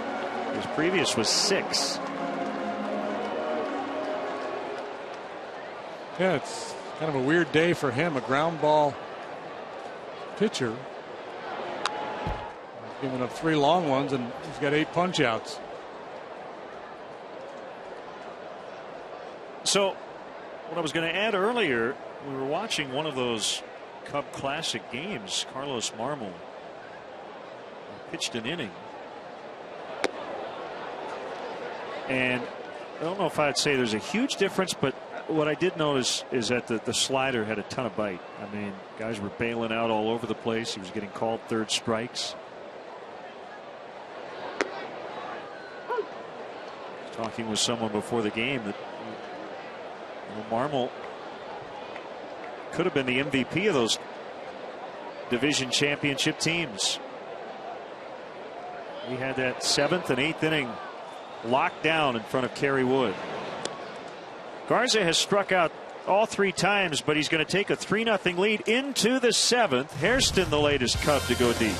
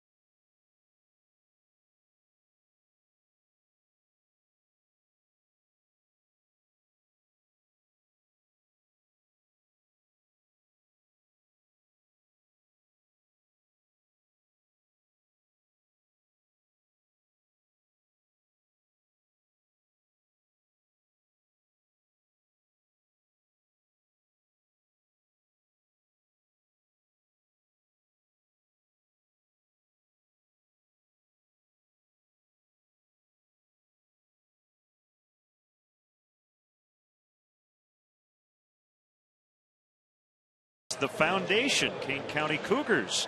In the latest episode, get to know the pitching staff, including Michael Heesh, a local product who once starred at Prairie Edge High School in the northwest suburbs.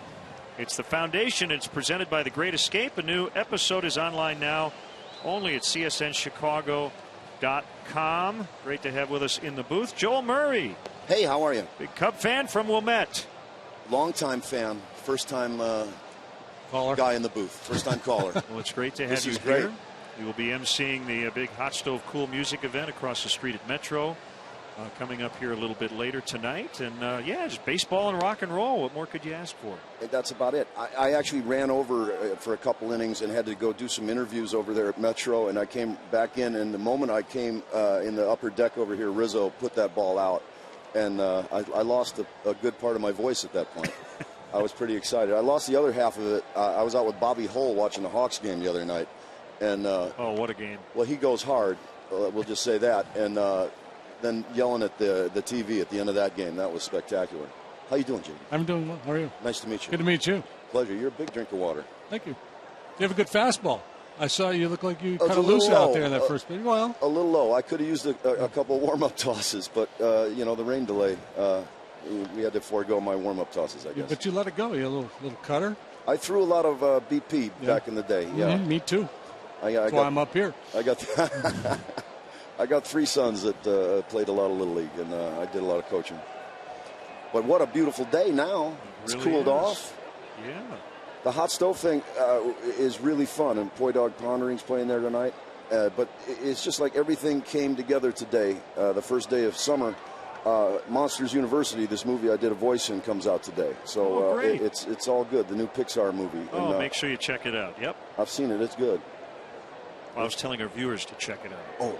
But yeah, I figured you've seen it. I'll go watch it again, though. No, whatever you say, Len. I've seen you in Mad Men, Shameless, Second City alum. Yeah. I was back in Second City with the likes of Bonnie Hunt and Mike Myers and Farley and Timmy Meadows. A lot of good people. Dave Pasquazi. Great group. And the 50th reunion was something else. I don't know how I got in, but I did, and I'll never forget it. I got to do a couple scenes that night. It was really fun. It was funny watching guys that had to do a scene, and they're waiting in order, and guys you knew that were large Irish guys waiting until like 1 in the morning to have a drink because they're worried about learning their lines and knowing their lines for the 50th, and just crying that when do I go up? So, hey, that Harrison made a nice adjustment after that first at bat. First at bat, it looked like he hadn't ever played the game. He struck out, but well, that was a nice shot, huh? Sure was. Speaking There's of which, another one. That ball lined into the bleachers by Chris Carter. He massacred that pitch. 3-1. Chris Carter, former Minnesota Viking turned Astro. That's a nice adjustment there too, huh? Yeah, we talked about him, how strong he is. First time up, he hit that ball into the well in right field, and it's his 15th home run this year. He's just a big, strong guy. He swings and misses a lot, but when he runs into one, he's got tremendous power. Let's try not to give him another at bat. Yeah, that's a rope. So, Joel, I'm going to ask you a question you may not be able to answer. It could be anything. Okay. I've met many members of your family, and I would like to say you're the biggest Cub fan, but I'm not so sure you are. I'm having a hard time. Bill obviously is a huge Cub fan. Brian, tough. Huge Cub fan. It's tough to top Brian because we see him on the West Coast. I've seen him at. You go pound for pound, Brian might be the biggest Cub fan now. My sister Laura, after my father died, my mom had to go back to work. My sister Laura and I came out to almost every game in 1969, and she either took me to the Cub game or the beach, and we would sit out in the left field bleachers, and for $5 we could take the L down, get 2 bleacher seats, and if we saved our quarters, we could get a Ronzano pizza. And she was a huge Cub fan, and that season I remember we got a ball signed by everybody. I mean, Hickman, you name it, we had them. And recently I saw that she still had her ball, and I believe I used my ball in a game with the neighbors years ago. But she's a huge Cub fan, so I might vote for her. Okay. My brother Johnny, huge Cub fan. Yes, he is. Birthday tomorrow. Oh, happy birthday to John Murray. John Murray. So how many are there? How many Murrays are there? How many? I'm number 9. You're 9. As you can tell by the back of the jersey. Ed, Brian, Nancy, Peggy, Billy, Laura, Andy, John, and Joel. Mom and Dad had no hobbies. He used to bowl a little bit, but that was, his only hobby. Big fans of the Pope. Clearly. 1 and 2 on Carlos Pena. We got to get some outs here. You got that. Back.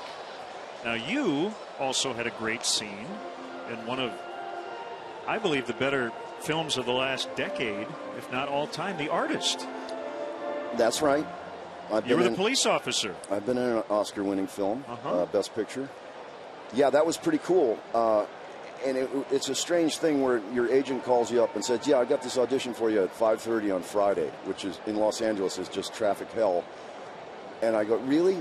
Can we reschedule it some other time? 5:30? Yeah, 5:30. Well, what's it for? Well, it's for a French black and white silent movie." Like, seriously? It's right in my wheelhouse. You kidding me? But fortunately, I have a Vespa scooter that I got in Chicago here years ago, and I was able to take the Vespa and weave through the traffic and get there. And it was just a ludicrous audition, The French guy, just, "Okay, now, so I want you to be happy. Now, watch a bird fly over. Oh, very good. I like the way you watch a bird. Now a dog is coming and he's talking to you, and now he's tugging at your foot. He wants you to come with him, but you don't want to go. Oh, you don't." And I'm like, am I being pranked? I'm waiting for like Ashton Kutcher to come out from behind a one-way glass, but turns out it was for real, and it actually won the Oscar. So that was something else. I haven't seen a lot of residual money from that one though. I don't know why that is, but. Well, it's a great film, and there's actually history there too. Bunt by Maxwell, and Garza's going to throw it away as Rizzo avoiding an injury there. So that'll be an infield bunt single. Now, if that was playoff baseball, he would have gone for that, right, and gone for the injury. Well, let's see here. Giving up the body. He would have gotten in the way of that one. Yeah, Garza has a reputation of not being a very adept fielder, but that was a good bunt by Maxwell, and he runs well. Garza got to it in pretty good shape. I don't think he would have gotten him out even if he had caught. Yeah, he would have been safe either way. Yeah, he misfired because he was, obviously had to hurry and put a lot on it. No harm done, no further advance for Maxwell. There's Dominguez with 1 out. Right, yeah, but all of a sudden now you bring the tying run to home plate, and this guy's got legitimate power. Well, our starters have been doing well all year. What's the ERA of our starters? It's like under 4. Oh yeah, way under 4. They've been among the league leaders in that category most of the year. Well, remind Garza of that right now, because we'd like to keep it under 3. 3.80. There you go, under 4. That's good. Action today. Well, we just want to keep it under 3 today. 1-0 on Dominguez. That's 2 here. Ready Come to on. sing, Joel? There we go. Joel There Murray you go. with the stretch. All Come on. right. Take that off. Today's guest conductor for Take Me Out to the Ball Game, actor and MC of Hot Stove Cool Music, Joel Murray. All right, Cub fans, we gave you a couple extra hours of drinking time. Let me hear you. A 1, a 2, a 3. Take me out to the ball game. Take me out to the crowd. Buy me some peanuts and Cracker Jacks. I don't care if I ever get back. Oh, it's root for the...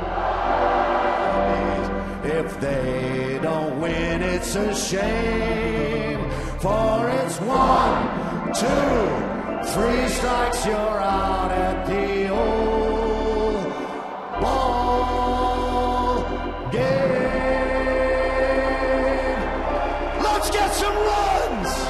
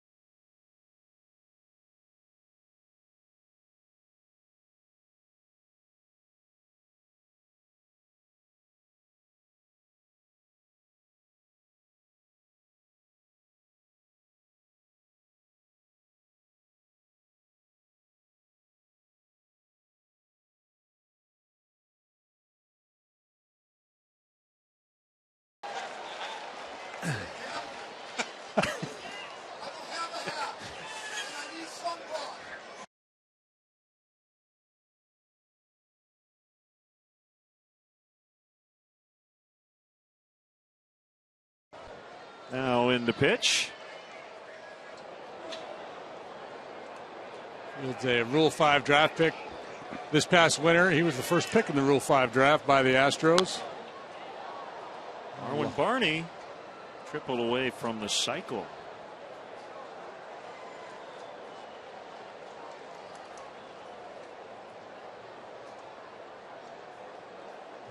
First pitch hacking there. It seems to be the message starting to sink in from Dale Swaim for these hitters to attack early. It's a good heater and a real good curveball.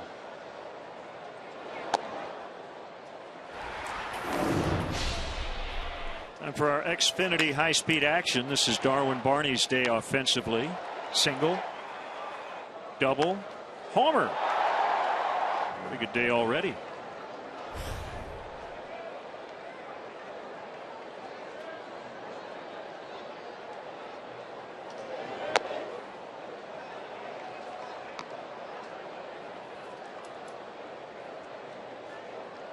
So we've got a line on Dallas Keuchel. 6 innings, 9 hits, 3 runs. He walked 1 and struck out a career high 9. With 3 solo home runs.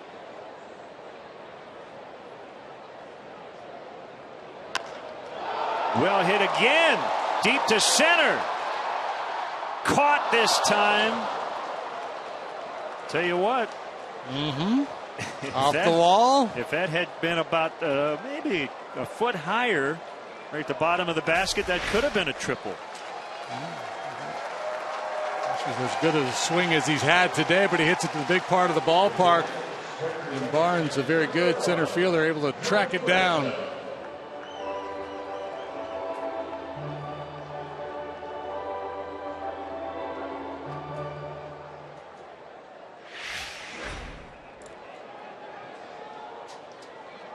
Thanks to Joel Murray for stopping by. Also wanted to mention, as Cody Ransom's a little late on 93, Joel will host a Tour of Duty Celebrity Golf Classic in Evanston coming up in August. Proceeds from the tournament will benefit first responders charities from Boston, Newtown, Connecticut, New York City, and Chicago. Michael Malley, Tim Meadows, Kerry Wood, the Plain White Tees, Neil Flynn are all confirmed as guests. So as we get more information on that this summer, we will pass it along. The Murrays like to golf. They love the Cubs and they love to golf.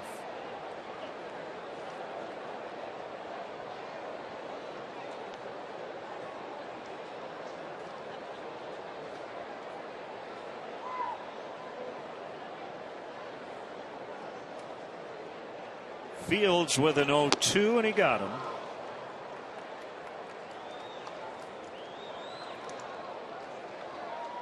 Tough day for Cody Ransom. Third time he has struck out this afternoon. He's also walked once. This time, a bit of a hanging breaking ball. You see the grip there. Fields using that spike grip on the curveball. Ransom coming up empty.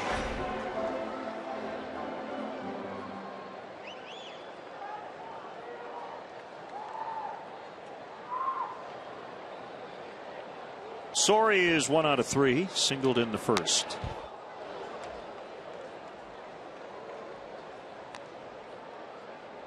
Normally they tell you that solo home runs don't beat you, but when they come in bunches, they certainly can. 3 solo shots today off of Keuchel, so kind of a mixed bag for him today with the 9 punch outs, but 3 home runs allowed.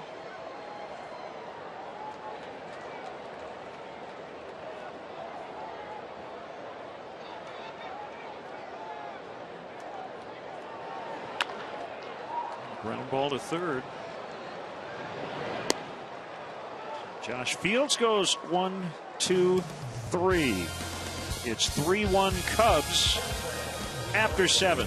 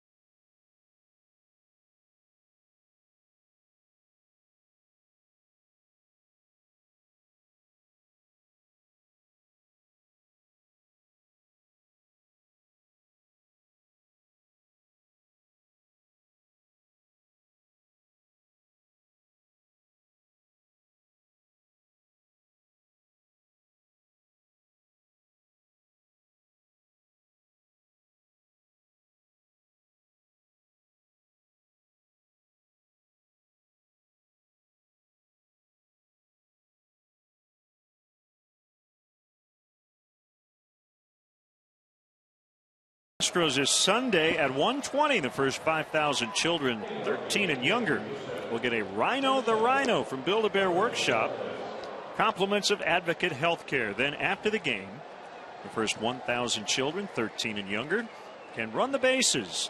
For more info or to purchase tickets, it's Cubs.com. Garza into the 8th today.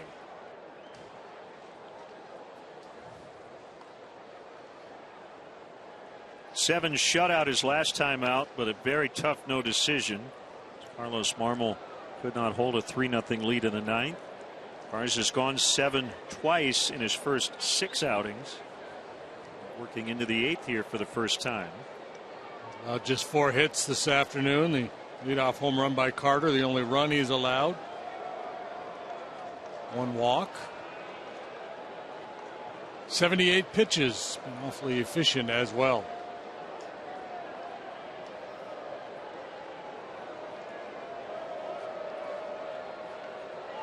Gonzalez thought about a bunt. Took it low.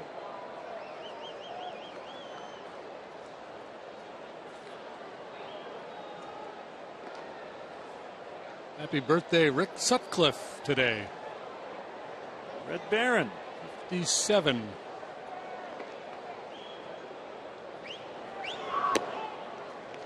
Fastball strike. Mark Krause just joined the Astros roster, is on deck.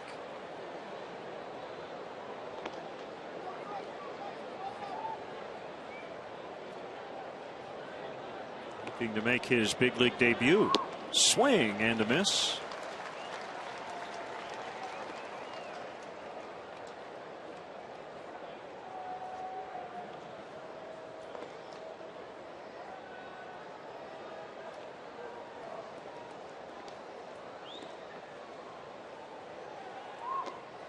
Swing and a miss again. Strike 3.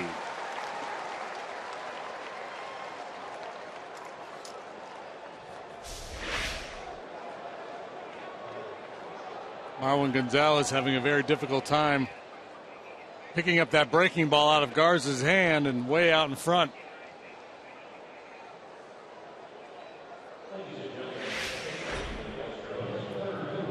And Russell getting ready in the Cubs bullpen.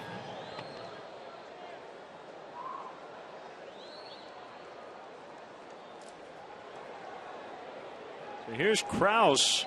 This again is his big league debut. 6'2", 234.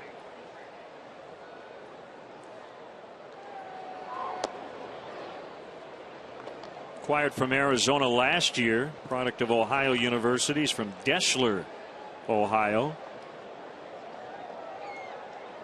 He's on the roster because Trevor Crowe just went on the disabled list. It's fouled out of play. Acquired by the Astros in a trade last summer, with Chris Johnson being sent to the Diamondbacks.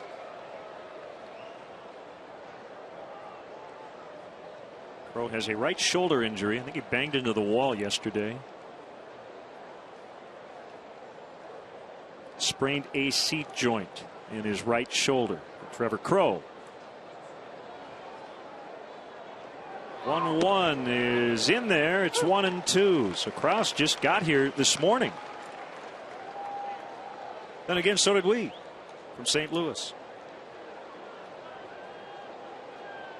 He's got a little more adrenaline pumping right now than we do. I think so. How can you not in your major league debut? Swung on and missed on a slider. Punch out number 7 now for Garza.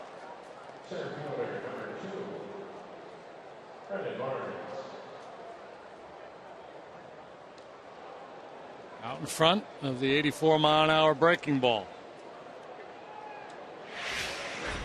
Krause struck out, but he's in the book.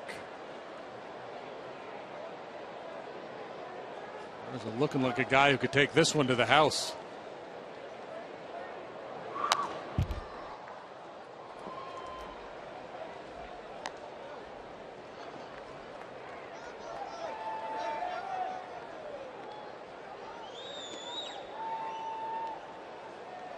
It's either a group or a major coincidence.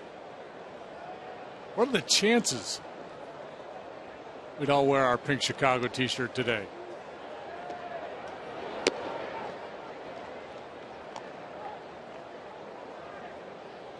I want to send out congrats and best wishes to the graduating class of Lakeview High School. Special shout out to Lena Hellman. Congratulations.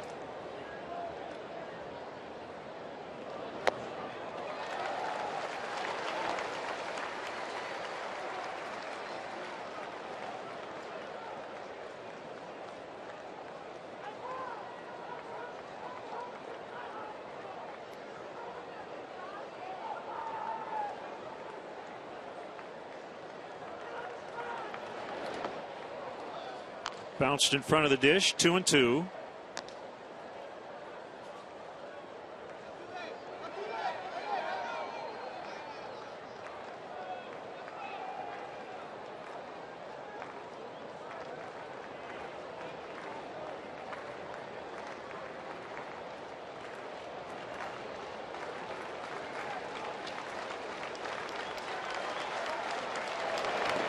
Slider in the dirt. Good block by Navarro.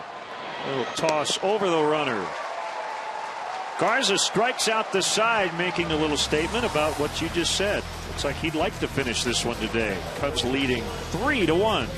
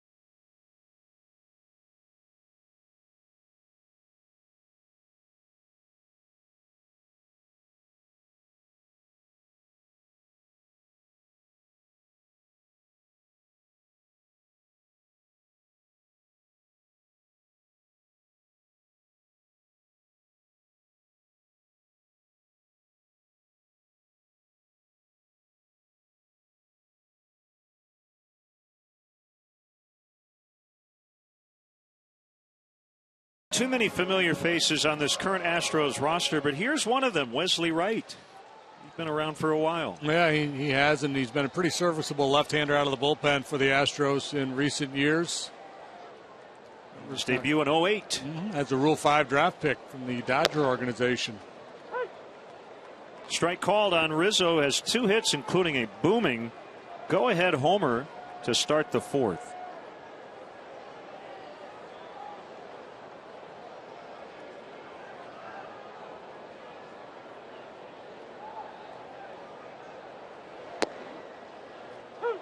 Fastball strike.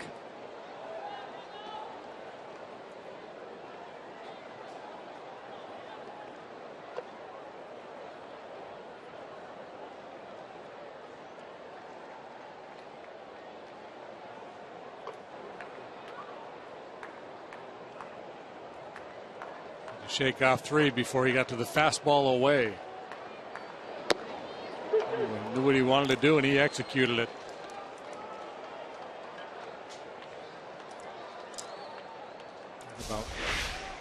making a pitch with conviction. Slicing off that outside corner, perfectly placed and really well executed by Wright against Rizzo.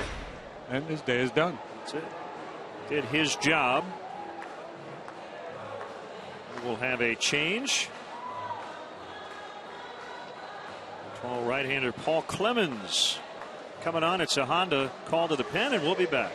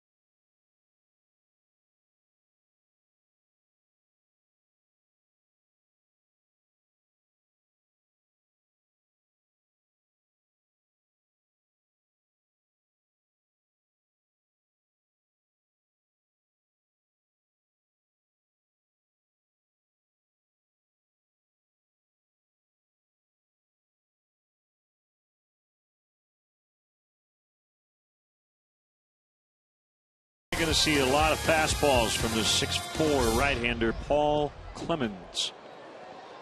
He's got a lively heater. Astros got him from the Atlanta Braves in 2011 in the Michael Bourne deal.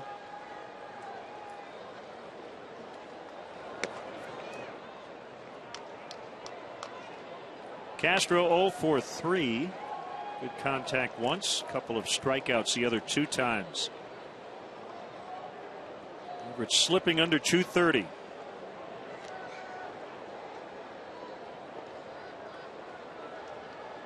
Here's a pitch. It's high and it's 2-0. Here we go. This would be a good time to just sit dead red. Look for a fastball. Middle in, try to get the head out in front. Put a real good swing on it. If he throws you an off-speed pitch, lay off, or if you can't, so what if you swing and miss? Still got a couple strikes to play with. Not near the zone that time, 3-0.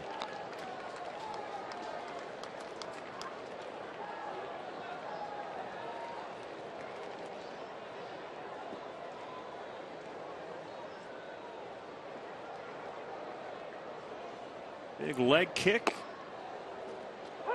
Fastball right down the middle. 3-1.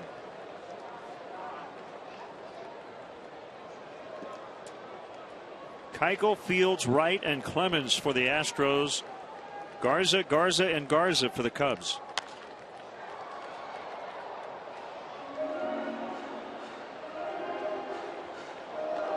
Again, a little bit behind that 3-1 fastball.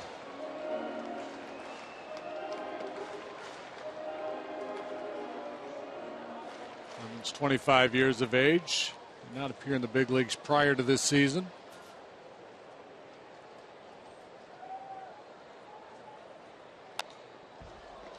Riser that time is fought off.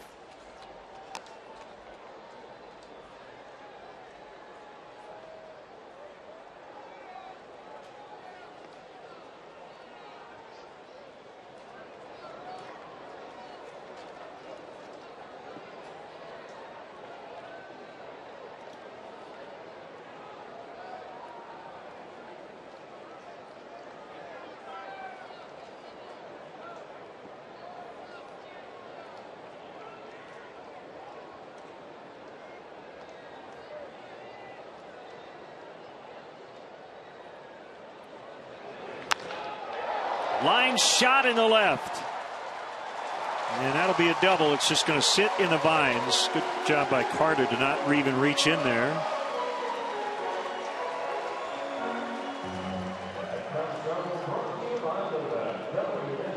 Get an idea how thick those vines are when the ball's hit that hard in there and it just gets swallowed up. But there's that good aggressive fastball swing Dale Swaim's looking for from Castro, and Clemens stayed with that fastball throughout that sequence.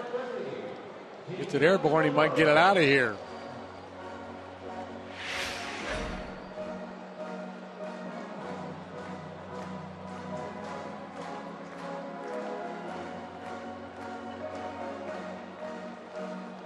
Cubs trying to tack on here in the 8th.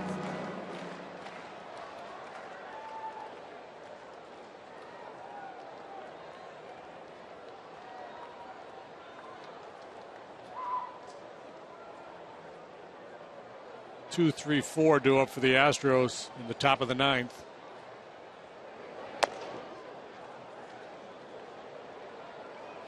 Garza at 91 pitches.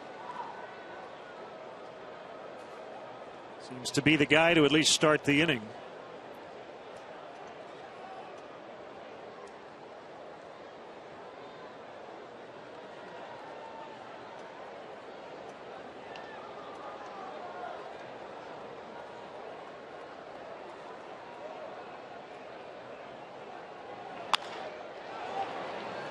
Altuve for the second out. Castro now at third. Usually the hitters will let you know when your pitcher is tiring and maybe not even giving up a bunch of hits, but just solid contact. Stuff flattens out a little bit, the velocity not as crisp, the movement not as good. Hang a couple of breaking balls and you see some hard hit balls, whether they fall for hits or outs. That's usually a red flag for a manager to get somebody up and ready in the pen. It really hasn't been the case with Garza today. Carter's hit him well. Carter had the double and the home run. He's hit the ball hard twice, but other than that, not a whole lot, including punching out the side in the top of the 8th.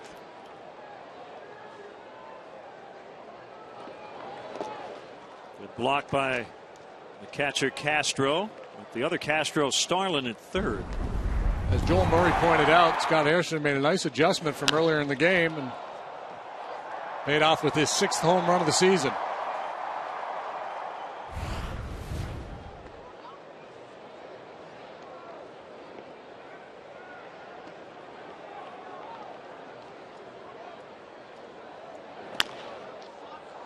Foul, nice barehanded play. Make all David the plays. Bell. Makes all the plays.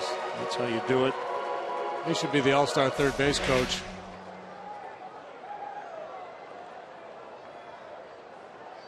That would be kind of fun if they awarded that position on merit based on who makes the most plays down there. Send a highlight reel into the league office. all over the place.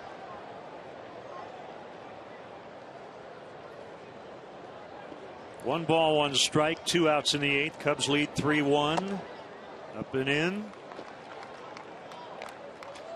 Greg warming, but no real sense of urgency. He just wants to be close where if things start to go awry, he can get ready in a hurry.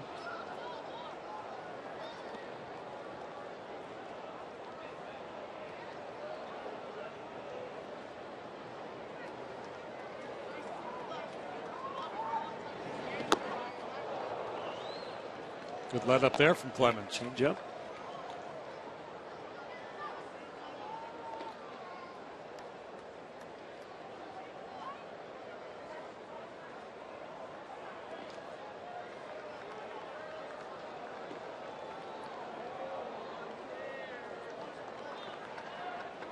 Two and two. Runner at third, 2 outs. The delivery off the plate. Ryan Sweeney on deck.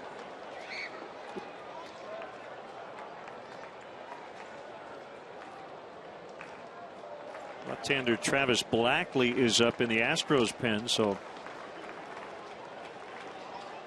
Cole Porter has an option with the left-handed hitting Sweeney coming up. Probably why Dale did not go with Nate Scherholtz in this spot.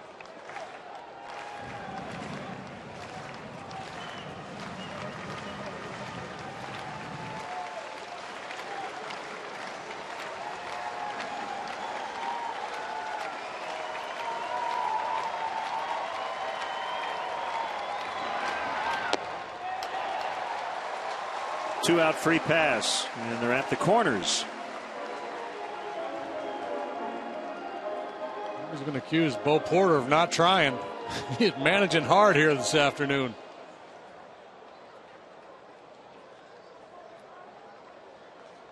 So he wants Blackley. And it's the Honda call to the pin. See our third Astros reliever here in the 8th. Cubs with 2 on, 2 down. We'll be back.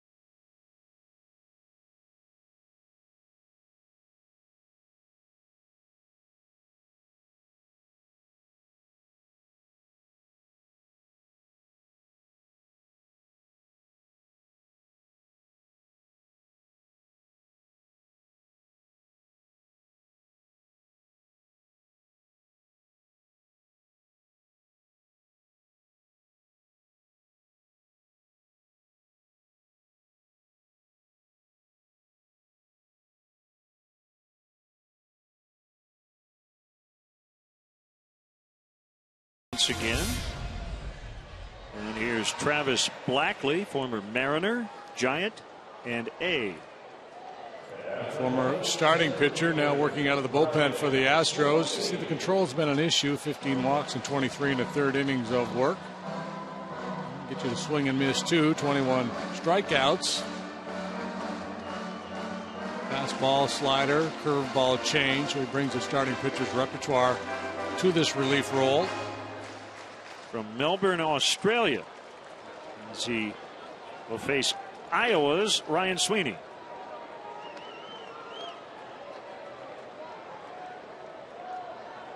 And from Cedar Rapids.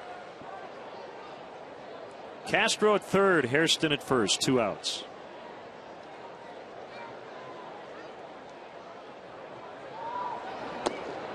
And a called strike.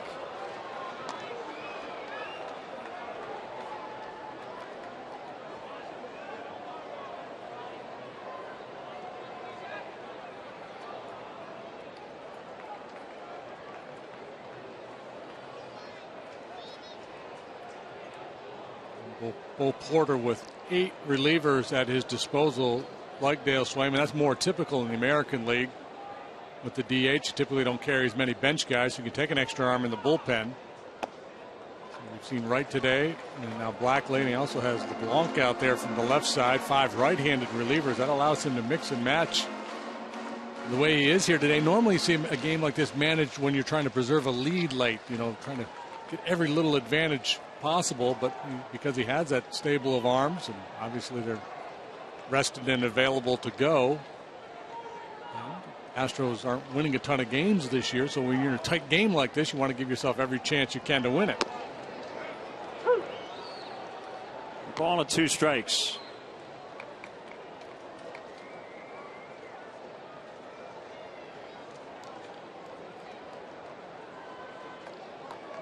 Cubs have scored today on 3 solo homers, 2 leading off innings.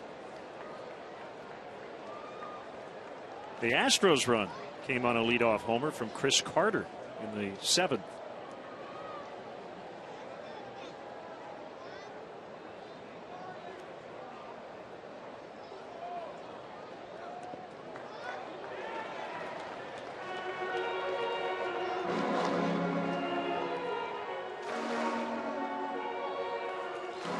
I want to say thank you to whoever it was that brought pizza into the Best dining room here. Absolutely. It came in handy. Yeah. We'll assume the Cubs media relations staff. We had a long rain delay before the first pitch of 3 hours and 18 minutes.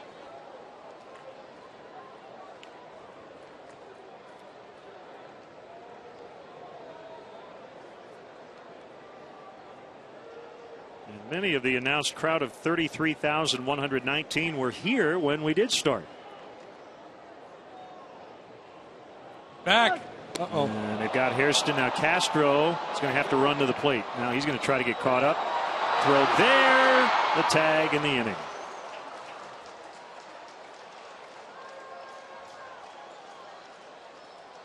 So we will head to the ninth. It's still 3-1 Cubs.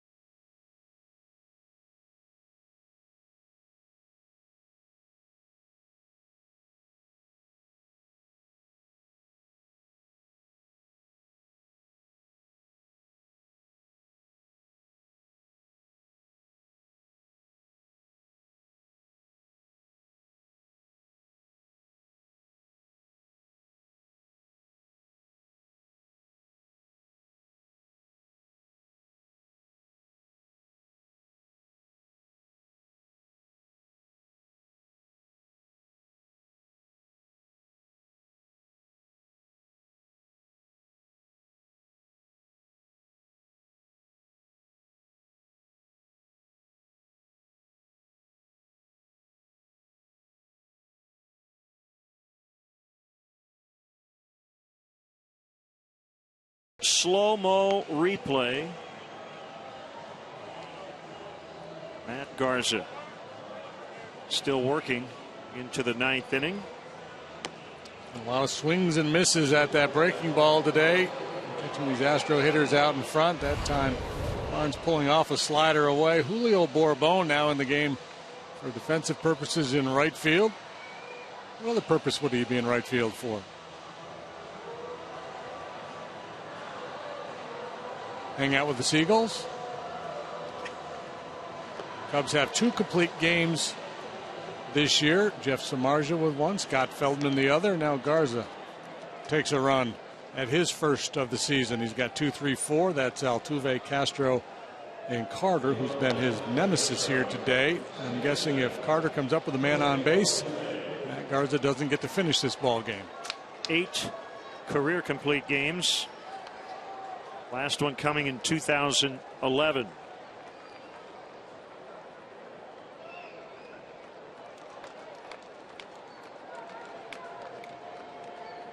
was a 7-1 win over Milwaukee on September 21st, 2011. As JD mentioned, will not be easy here. Altuve, Castro, Carter, and Pena lurking. Corner men in, and Altuve takes ball 1. I'm not sure he was thinking bunt. He might have just been in that take mode. Yeah, down 2. He knows they need traffic.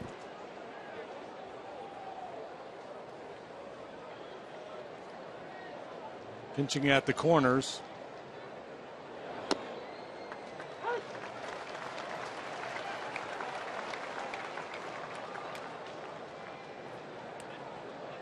Sometimes as a starting pitcher in this situation, you just have to remind yourself to slow down. You get in a hurry as you get towards the end of the ball game. You see the finish line, got a chance for a complete game. A very dominant performance. Make sure you execute your pitches.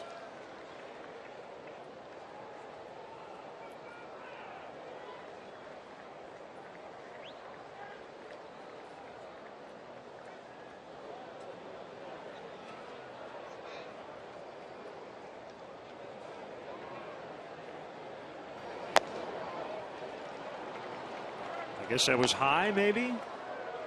And the diminutive Altuve. Jason Castro on deck.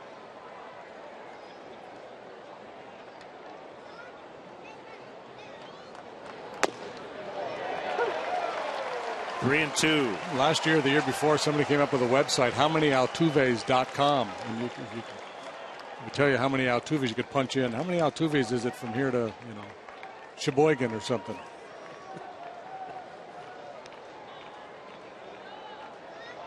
Big pitch for Garza here on the 3-2. Foul pop, and Altuve will get another chance. How confident Garza is in his slider here today.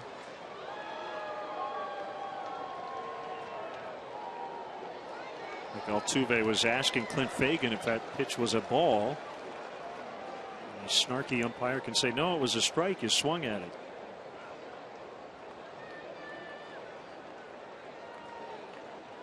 Yeah, as a pitcher, I never liked that. I never liked the idea that the hitter could ask the umpire, and the umpire would tell him, no, yeah, I was out of the zone. Ball four and a leadoff walk.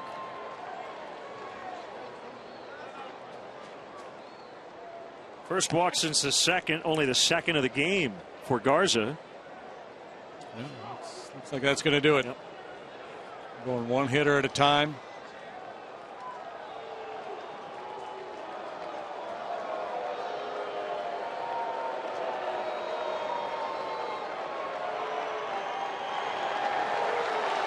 With a nice hand. Fans on their feet here. One of the better pitching performances we've seen here at Wrigley Field. Matt Garza will exit with a 3-1 lead. It's the Honda call to the pen.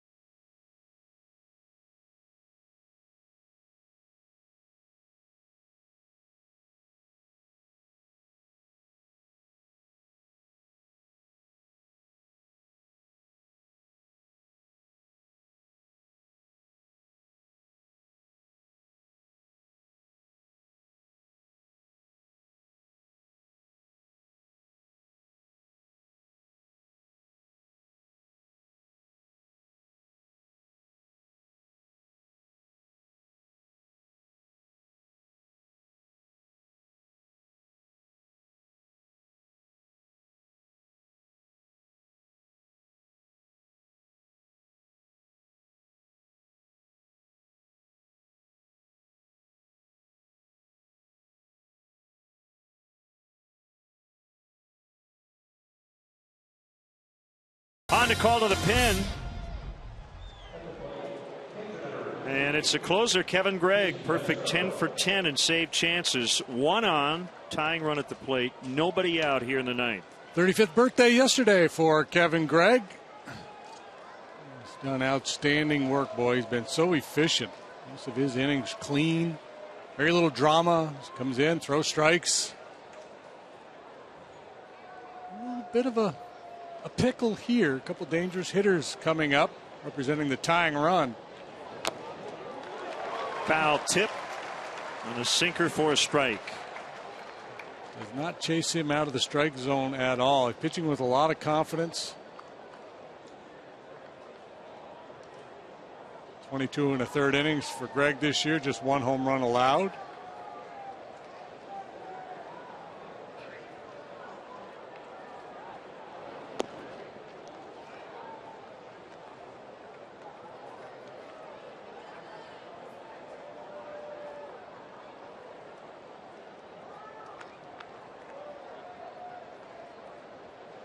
Castro has learned to drive the ball the other way. When he first came into the league, he had pull power, but he didn't hit it very hard the other way.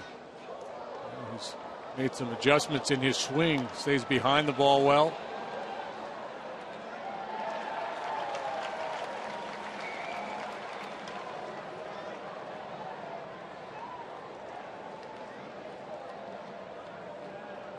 Greg would love to get him to roll over on a splitter and get a little double play ball.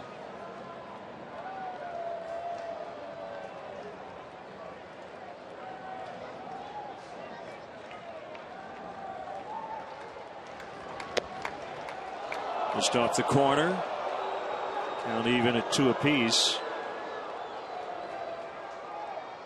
Just in case the closer Jose Vera stretching.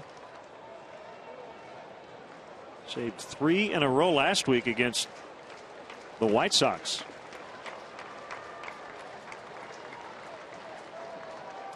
Two. High fly, shallow center. Ryan Sweeney. All kinds of room. He's got it. I'd say that was a can of corn. You might. Splitter and Castro out in front. It's off the end of the bat. So many food metaphors, analogies there are. Easy as pie, piece of cake, can of corn.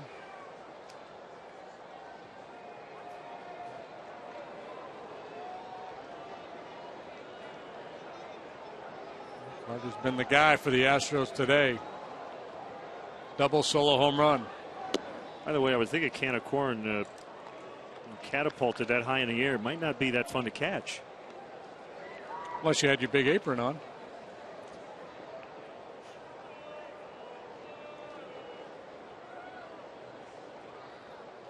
The pitch. Breaking ball strike. 1-1.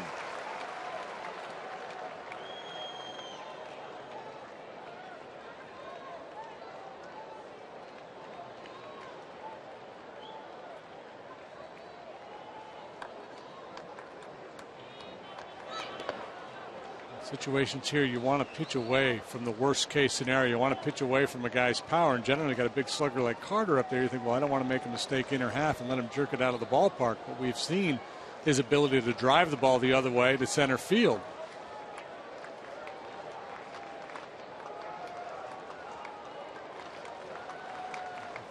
The margin for error is pretty thin if you're just trying to live on one side of the plate. Right where everybody in pinstripes wanted it, but he didn't get the call. 3-1. Yeah, if you can execute this pitch time and time again, you can live on one side of the plate. I mean, that's just a perfectly placed fastball. I didn't get the call, but certainly could have. It's been the story all along for Kevin Gregg. He's been painting that outside corner. That one he got. It was a little closer.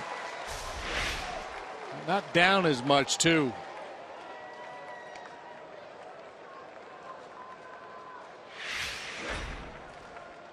Full count, 3-2. Gregg will throw over. Altuve's not going to run into the third out. And the strikeout candidate at the plate, representing the tying run.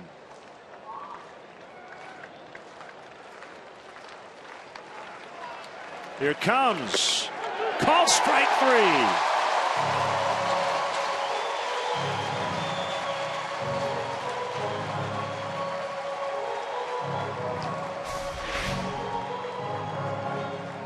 The fastball on that outside edge. Then he comes with this slider that just settles on the outside corner. And I'm sure the thinking when they called this pitch was they're going to get a swing and a miss from Carter after those fastballs. He didn't offer, but it caught the corner.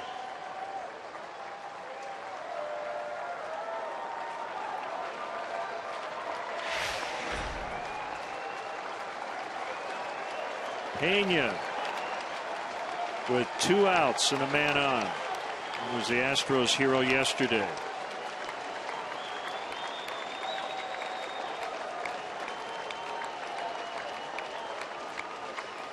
Altuve takes off for second. No throw.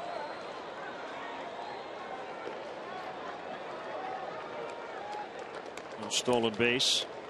Interesting that Navarro will come flying out from behind the home plate the way he did when they weren't defending the stolen base on the infield. Like in the cover, you don't want your catcher coming out of his crouch possibly costing the pitcher a strike. Cubs over shifting against Pena. Ground ball. Speaking of the shift, shallow right. It's Barney to Rizzo. Cubs win. Matt Garza terrific. Kevin Gregg comes on. It's all three he faced here in the ninth. And a good start to the weekend. We waited a long time. You're going to wait. You might as well win it. 3-1 the final. Good things come to those who wait. 3 solo home runs and an outstanding start from Matt Garza. All adds up to a nice win to start this brief homestand, if you can call it that. Just 3 games here with the Astros before heading out. A lot of good things from the Cubs today. And our GMC professional grade player of the game is the starter and winner, Matt Garza.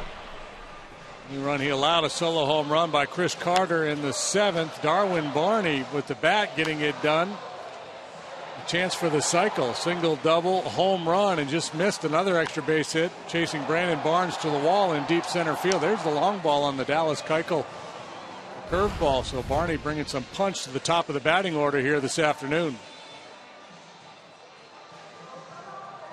So that'll wrap things up for JD and our entire CSN crew. Len Casper from Wrigley Field, your final today.